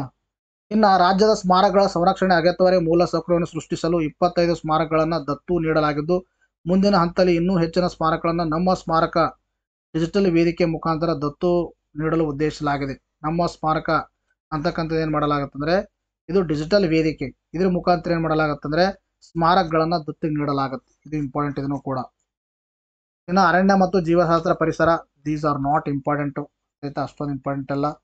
ಇನ್ನು ಕಂದಾಯ ಈ ಪೌತಿ ಅಂತಕ್ಕಂಥ ಆಂದೋಲನ ಜಾರಿಗೊಳಿಸ್ತಾ ಇದ್ದಾರೆ ರೈತ. ಪಹಣಿಗಳ ಆಧಾರ ಜೋಡಣೆ ಸಂದರ್ಭದಲ್ಲಿ ಪೌತಿ ಎಂದು ಗುರುತಿಸಲಾದ ಜಮೀನುಗಳ ಪಹಣಿಗಳನ್ನು ವಾರಸುದಾರರಿಗೆ ಖಾತೆ ಮಾಡಲು ಆದತ್ತ ವಾರಸುದಾರರಿಗೆ ಅವರಿಗೆ ಖಾತೆ ಮಾಡೋಗೋಸ್ಕರ ಈ ಪೌತಿ ಅಂತಕ್ಕಂಥ ಆಂದೋಲನ ಜಾರಿಗೆ ತರ್ತಾ ಇದ್ದಾರೆ. ಈಗಾಗಲೇ ನಿಮ್ಗೆ ಹೇಳಿದ್ದೀನಿ ನಾನು. ಗ್ರಾಮ ಹಾಗೂ ತಾಲೂಕು ಮಟ್ಟದ ಭೂ ದಾಖಲೆಗಳನ್ನು ತಾಳೆ ಮಾಡಿ ಕ್ರಮಬದ್ಧಗೊಳಿಸುವ ವಿಧಾನದ ಒಂದು ಜಮಾಬಂದಿ ಪ್ರಕ್ರಿಯೆ ವೇಗವಾಗಿ ನಿರ್ವಹಿಸಲು ಈ ಜಮಾಬಂದಿ ತಂತ್ರಾಂಶವನ್ನು ಅಭಿವೃದ್ಧಿಪಡಿಸಲಾಗ್ತದೆ. ಇಂಪಾರ್ಟೆಂಟ್ ಇವೆಲ್ಲ. ಈ ಜಮಾಬಂದಿ ಯಾಕಂದ್ರೆ ಗ್ರಾಮ ಮತ್ತು ತಾಲೂಕು ಮಟ್ಟದ ಭೂ ದಾಖಲೆಗಳನ್ನು ತಾಳೆ ಮಾಡಿ ಕ್ರಮಬದ್ಧಗೊಳಿಸುವ ವಿಧಾನವಾದ ಜಮಾಬಂದಿಯನ್ನ ಎಲೆಕ್ಟ್ರಾನಿಕ್ ಅಂಡ್ ಡಿಜಿಟಲಿ ಮಾಡೋಗೋಸ್ಕರ ಈ ಜಮಾಬಂದಿ ತಂತ್ರಾಂಶವನ್ನ ಅಭಿವೃದ್ಧಿಪಡಿಸಲಾಗ್ತಾ ಇದೆ. ಇನ್ನು ನೆಕ್ಸ್ಟ್ ನಕ್ಷೆ ಅಂತಕ್ಕಂಥ ಗೊತ್ತಾಗುತ್ತೆ ನಿಮ್ಗೆ ಹೆಸರಲ್ಲೇ. ಇದೇನು ಅಂದ್ರೆ ನಕ್ಷೆ ಅಂದ್ರೆ ಆಲ್ಮೋಸ್ಟ್ ಇದು ಮ್ಯಾಪಿಂಗ್ ಮಾಡೋದು. ಇದು ಇಂಪಾರ್ಟೆಂಟ್. ರಾಜ್ಯದಲ್ಲಿ ಒತ್ತುವರಿಯಾಗಿರುವ 328 ದೇವಾಲಯಗಳ ಆಸ್ತಿಗಳನ್ನು ಸಂರಕ್ಷಿಸಲು ಒತ್ತುವರಿಯನ್ನು ತೆರವುಗೊಳಿಸುವುದಕ್ಕೆ ಭೂವರಾಹ ಯೋಜನೆಯನ್ನು ಜಾರಿಗೆ ತಂದಿದೆ. ಸೊ ಭೂವರಾಹ ಅಂತಕ್ಕಂಥ ಯೋಜನೆ, ಭೂವರಾಹ ಯೋಜನೆ ಜಾರಿಗೆ ತಂದಿದೆ. ದೇವಾಲಯಗಳ ಅರ್ಥಾತ್ ರಾಜ್ಯದಲ್ಲಿರ್ತಕ್ಕಂಥ ದೇವಾಲಯಗಳ ಆಸ್ತಿಗಳನ್ನ ಸಂರಕ್ಷಣೆ ಮಾಡೋಗೋಸ್ಕರ ದೇವಾಲಯಗಳ ಕಡೆ ಏನ್ ಮಾಡಿರ್ತಾರ, ಒತ್ತುವರಿ ಮಾಡಿರ್ತಾರ. ಅದನ್ನ ಈ ದೇವಾಲಯಗಳನ್ನ ಸ್ಥಿರ ಆಸ್ತಿಗಳನ್ನ ದಾಖಲೀಕರಣಗೊಂಡು ಆ ಒಂದು ಒತ್ತುವರಿ ಮಾಡಿರ್ತಕ್ಕಂಥ ಆಸ್ತಿಯನ್ನ ದೇವಾಲಯಕ್ಕೆ ಟ್ರಾನ್ಸ್ಫರ್ ಮಾಡೋಗೋಸ್ಕರ ಭೂವರಾಹ ಅಂತಕ್ಕಂಥ ಯೋಜನೆಯನ್ನ ಜಾರಿಗೆ ತರ್ತಾ ಇದ್ದಾರೆ. ಎಷ್ಟು ಟೋಟಲ್ ದೇವಾಲಯ? 328 ದೇವಾಲಯಗಳ ಆಸ್ತಿಗಳು ಆಯ್ತಾ. ಇನ್ನೊಂದೇನಂದ್ರೆ ರಾಜ್ಯದ ಪ್ರಮುಖ 400 ದೇವಾಲಯಗಳು ಹಾಗೂ ಹೊರ ರಾಜ್ಯದಲ್ಲಿರುವ ರಾಜ್ಯ ಛತ್ರಗಳಲ್ಲಿ ಲಭ್ಯ ಇರುವ ಅಂದಾಜು 3,500 ಕೊಠಡಿಗಳಲ್ಲಿ ಯಾತ್ರಾರ್ಥಿಗಳಿಗೆ ಮೂಲಭೂತ ಸೌಲಭ್ಯಗಳನ್ನು ಕಲ್ಪಿಸುವ ಮತ್ತು ಕೊಠಡಿಗಳನ್ನು ಕಾಯ್ದಿರಿಸುವಿಕೆ ಹಾಗೂ ನಿರ್ವಹಣೆ ಮಾಡಲು ಕರ್ನಾಟಕ ದೇವಾಲಯಗಳ ವಸತಿ ಕೋಶವನ್ನು ಸ್ಟಾರ್ಟ್ ಮಾಡ್ತಾ ಇದ್ದಾರೆ. ಇದನ್ನು ಕೂಡ ಇಂಪಾರ್ಟೆಂಟ್. 2 ದೇವಾಲಯಗಳಿಗೆ ಸಂಬಂಧಪಟ್ಟಿರ್ತಕ್ಕಂಥದ್ದು, ಏನು ಅಷ್ಟೊಂದು ಅವಶ್ಯಕತೆ ಇಲ್ಲ. ತದನಂತರದಲ್ಲಿ ಇದು ಇಂಪಾರ್ಟೆಂಟ್. ಮಾಧ್ಯಮ ಮಾನ್ಯತೆ ಹೊಂದಿರುವ ರಾಜ್ಯದ ಒಟ್ಟು 2,500 ಪತ್ರಕರ್ತರು ಹಾಗೂ ಅವರ ಅವಲಂಬಿತ ಕುಟುಂಬ ಸದಸ್ಯರಿಗೆ 5 ಲಕ್ಷದವರೆಗೆ ನಗದು ರಹಿತ ಚಿಕಿತ್ಸೆಗಾಗಿ ಮುಖ್ಯಮಂತ್ರಿಗಳ ಮಾಧ್ಯಮ ಸಂಜೀವಿನಿ ಯೋಜನೆಯನ್ನು ಅನುಷ್ಠಾನಕ್ಕೆ ತರಲಾಗ್ತಾ ಇದೆ. ಮುಖ್ಯಮಂತ್ರಿಗಳ ಮಾಧ್ಯಮ ಸಂಜೀವಿನಿ ಯೋಜನೆ ಎದಕ್ಕೆ ಸಂಬಂಧಪಟ್ಟಿದೆ? ಇದು ಎದಕ್ಕೆ ಸಂಬಂಧಪಟ್ಟಿದೆ ಅಂದ್ರೆ ಮಾಧ್ಯಮ ಮಾನ್ಯತೆ ಹೊಂದಿರುವ ರಾಜ್ಯದ ಒಟ್ಟು 2,500 ಪತ್ರಕರ್ತರು ಹಾಗೂ ಅವರ ಅವಲಂಬಿತ ಕುಟುಂಬದ ಒಂದು ಸದಸ್ಯರಿಗೆ 5 ಲಕ್ಷದವರೆಗೆ ನಗದು ರಹಿತ ಚಿಕಿತ್ಸೆ ನೀಡುವುದಕ್ಕೋಸ್ಕರ ಮುಖ್ಯಮಂತ್ರಿ ಮಾಧ್ಯಮ ಸಂಜೀವಿನಿ ಯೋಜನೆಯನ್ನ ಜಾರಿಗೆ ತರ್ತಾ ಇದ್ದಾರೆ. Important target. ಇಂಪಾರ್ಟೆಂಟ್. ಮಾಧ್ಯಮ ಅಂದ್ರೆ ಮಾಧ್ಯಮಕ್ಕೆ ಸಂಬಂಧಪಟ್ಟಿದೆ ಅಂತ ಹೇಳ್ಬಹುದು, ಬಟ್ ಇವೆಲ್ಲ ಟಾರ್ಗೆಟ್ ಏನು ಹಾಕೊಂಡಿದ್ದಾರೆ ಅಂತಕ್ಕಂಥದ್ದು ಇಂಪಾರ್ಟೆಂಟ್. ಇನ್ನು ಪೊಲೀಸ್ ಸುಧಾರಣೆಯಲ್ಲಿ ಕೆಳಗಿನ ಕ್ರಮಗಳನ್ನು ತೆಗೆದುಕೊಂಡಿದ್ದಾರೆ. ಇವೆಲ್ಲ ಅರ್ಥ ಆಯ್ತಾ. ಸಾರಿಗೆಯಲ್ಲಿ ಏನ್ ಮಾಡಿದ್ದಾರೆ? ಶಕ್ತಿ ಯೋಜನೆಯನ್ನು ಮತ್ತೆ ಏನ್ ಮಾಡಿದ್ದಾರೆ? ಮುಂದುವರಿಸಲಾಗಿರ್ತಕ್ಕಂಥದ್ದು. ಬೆಂಗಳೂರು ಮೆಜೆಸ್ಟಿಕ್ ಬಸ್ ನಿಲ್ದಾಣ ಜಾಗವನ್ನ ಪ್ರಾಜೆಕ್ಟ್ ಮೆಜೆಸ್ಟಿಕ್ ಯೋಜನೆಯಡಿ ಸಾರ್ವಜನಿಕ ಖಾಸಗಿ ಸಾಗುವಂತ ಆಧಾರದಲ್ಲಿ ಪುನರ್ ಅಭಿವೃದ್ಧಿಪಡಿಸಿ ವಾಣಿಜ್ಯ ಸಂಕೀರ್ಣದೊಂದಿಗೆ ಸಾರಿಗೆ ಹಬ್ ನಿರ್ಮಿಸಲು ಉದ್ದೇಶವನ್ನ ಹಾಕೊಂಡಿರಲಾಗಿರ್ತಕ್ಕಂಥದ್ದು. ಇನ್ನ 2025 ಸಾಲಿನ ಸ್ವಚ್ಛ ಪರಿಸರ ಹಿತದೃಷ್ಟಿಯೊಂದಿಗೆ ವಿದ್ಯುತ್ ಚಾಲಿತ ಬಸ್ಗಳ ಸೇರ್ಪಡೆ ಮಾಡಲು ಆದ್ಯತೆ ನೀಡಲಾಗ್ತದೆ. ಇಲ್ಲಿ ಗೊತ್ತಿರಬೇಕು ನಿಮಗೆ PM-E ಡ್ರೈವ್ ಮತ್ತು PM-E ಬಸ್ ಸೇವಾ, ಬಸ್ ಸೇವಾ ಇವೆಲ್ಲ ಏನಂದ್ರೆ ಈ ಒಂದು ಮೊಬಿಲಿಟಿಗೆ ಸಂಬಂಧಪಟ್ಟಿರ್ತಕ್ಕಂಥವೆಲ್ಲ. ಈ ಮೊಬಿಲಿಟಿ ಅದಕ್ಕೆ ನಾನು ಇದನ್ನ ಹಾಕಿದ್ದೀನಿ ನಿಮಗೆ. ಇನ್ನು ವಾಣಿಜ್ಯ ತೆರಿಗೆ ನೋಡಿ ಲಾಸ್ಟ್ 2025-24ನೇ ಸಾಲಿನಲ್ಲಿ ದೇಶದಲ್ಲಿ ಅತಿ ಹೆಚ್ಚು GST ತೆರಿಗೆ ಸಂಗ್ರಹಿಸುವ ರಾಜ್ಯಗಳಲ್ಲಿ 2ನೇ ಸ್ಥಾನದಲ್ಲಿದೆ. 2024-25ನೇ ಸಾಲಿನ ಅತಿ ಹೆಚ್ಚು GST ಸಂಗ್ರಹಣೆ ರಾಜ್ಯಗಳಲ್ಲಿ ಕರ್ನಾಟಕ 2ನೇ ಸ್ಥಾನದಲ್ಲಿ. 2024-25ರ ಒಂದು ಪ್ರಸ್ತುತ ಹಂತದಲ್ಲಿ ವಾಣಿಜ್ಯ ತೆರಿಗೆಯಿಂದ ಇಷ್ಟು ಕೋಟಿಗಳಷ್ಟು ರಾಜಸ್ವ ನಿರೀಕ್ಷಿಸಲಾಗಿರ್ತಕ್ಕಂಥದ್ದು. This is all about budget. ನೋಡಿ ಸ್ವಲ್ಪ ಮಧ್ಯದಲ್ಲಿ ಸ್ವಲ್ಪ ನಾನು ಫಾಸ್ಟ್ ಓದಬೇಕಾದ್ರೆ ಮಿಸ್ ಆಗಿರ್ಬೋದು, ಎಲ್ಲರೂ ಸಹಿಸ್ಕೊಳ್ಳಿ. ಆಮೇಲೆ ತದನಂತರದಲ್ಲಿ ನಾನು ಏನು ಹೇಳಿದ್ದೀನಿ ಇವೆಲ್ಲ ಸ್ಕ್ರೀನ್ಶಾಟ್ ತಗೊಂಡು ನೀವು ನೋಟ್ ಡೌನ್ ಮಾಡ್ಕೊಳ್ಳಿ. ಇದ್ರ ಬಿಟ್ಟು ಬಜೆಟ್ ಅಲ್ಲಿ ನಿಮ್ಗೆ ಪ್ರಶ್ನೆ ಕೇಳಲ್ಲ. ಅರ್ಥಾಯ್ತಾ? ನಾನು ಏನು ಹೇಳ್ತಿದ್ದೀನಿ ಇದ್ರ ಬಿಟ್ಟು ಬಜೆಟಲ್ಲಿ ಪ್ರಶ್ನೆನೇ ಕೇಳಲ್ಲ. ಎಲ್ಲರೂ ಕರೆಕ್ಟಾಗಿ ಇದೊಂದು ಬಾರಿ ನೀವೆಲ್ಲ ಸ್ಕ್ರೀನ್ಶಾಟ್ ತೊಗೊಂಡು ಓದ್ಕೊಳ್ಳಿ ಮತ್ತು ನಿಮ್ಮ ಫ್ರೆಂಡ್ಸ್ಗಳಿಗೂ ವಿಡಿಯೋನ ಶೇರ್ ಮಾಡಿ. ಯಾಕಂದರೆ ನನಗೆ ಸುಮಾರು 2 ಗಂಟೆ ಆಯ್ತು ಅನ್ಕೋತೀನಿ ಇದು ಹೆವಿ ನಾನು ಮಾಡಿರ್ತಕ್ಕಂಥ ವಿಡಿಯೋಗಳಲ್ಲಿ ಆಲ್ಮೋಸ್ಟ್ ಇದು ಲೆಂತಿಯೆಸ್ಟ್ ವಿಡಿಯೋ ಆಗಿರ್ಬೋದು. ನೀವೆಲ್ಲರೂ ಶೇರ್ ಮಾಡ್ತೀರಿ ಮತ್ತು ಲೈಕ್ ಮಾಡ್ತೀರಿ ಅಂತ ಅನ್ಕೋತಾ ಇವತ್ತಿನ ವಿಡಿಯೋನ ಮುಗಿಸೋಣ. ಮತ್ತು ಫಿಸಿಕ್ಸ್ ಕೋರ್ಸ್ ಬಗ್ಗೆ ನಾನೇನು ಮಾಡಿದ್ದೇನೆ, ಕೆಳಗಡೆ ನಿಮಗೆ ಲಿಂಕ್ ಕೊಟ್ಟಿರ್ತೀನಿ ಫಿಸಿಕ್ಸ್ ಕೋರ್ಸು ಜಾಯ್ನ್ ಆಗೋದು. ಆ ಲಿಂಕನ್ನು ಕ್ಲಿಕ್ ಮಾಡಿ ನೀವು ಡೈರೆಕ್ಟ್ ಆಗಿ ಏನು ಮಾಡ್ಬೋದು, ಜಾಯ್ನ್ ಆಗ್ಬೋದು. ಎಸ್, ಇವತ್ತಿಗೆ ವಿಡಿಯೋನ ಮುಗಿಸೋಣ. ಮತ್ತೆ ಮುಂದಿನ ವಿಡಿಯೋದಲ್ಲಿ ಭೇಟಿಯಾಗೋಣ. Thank you friends, take care.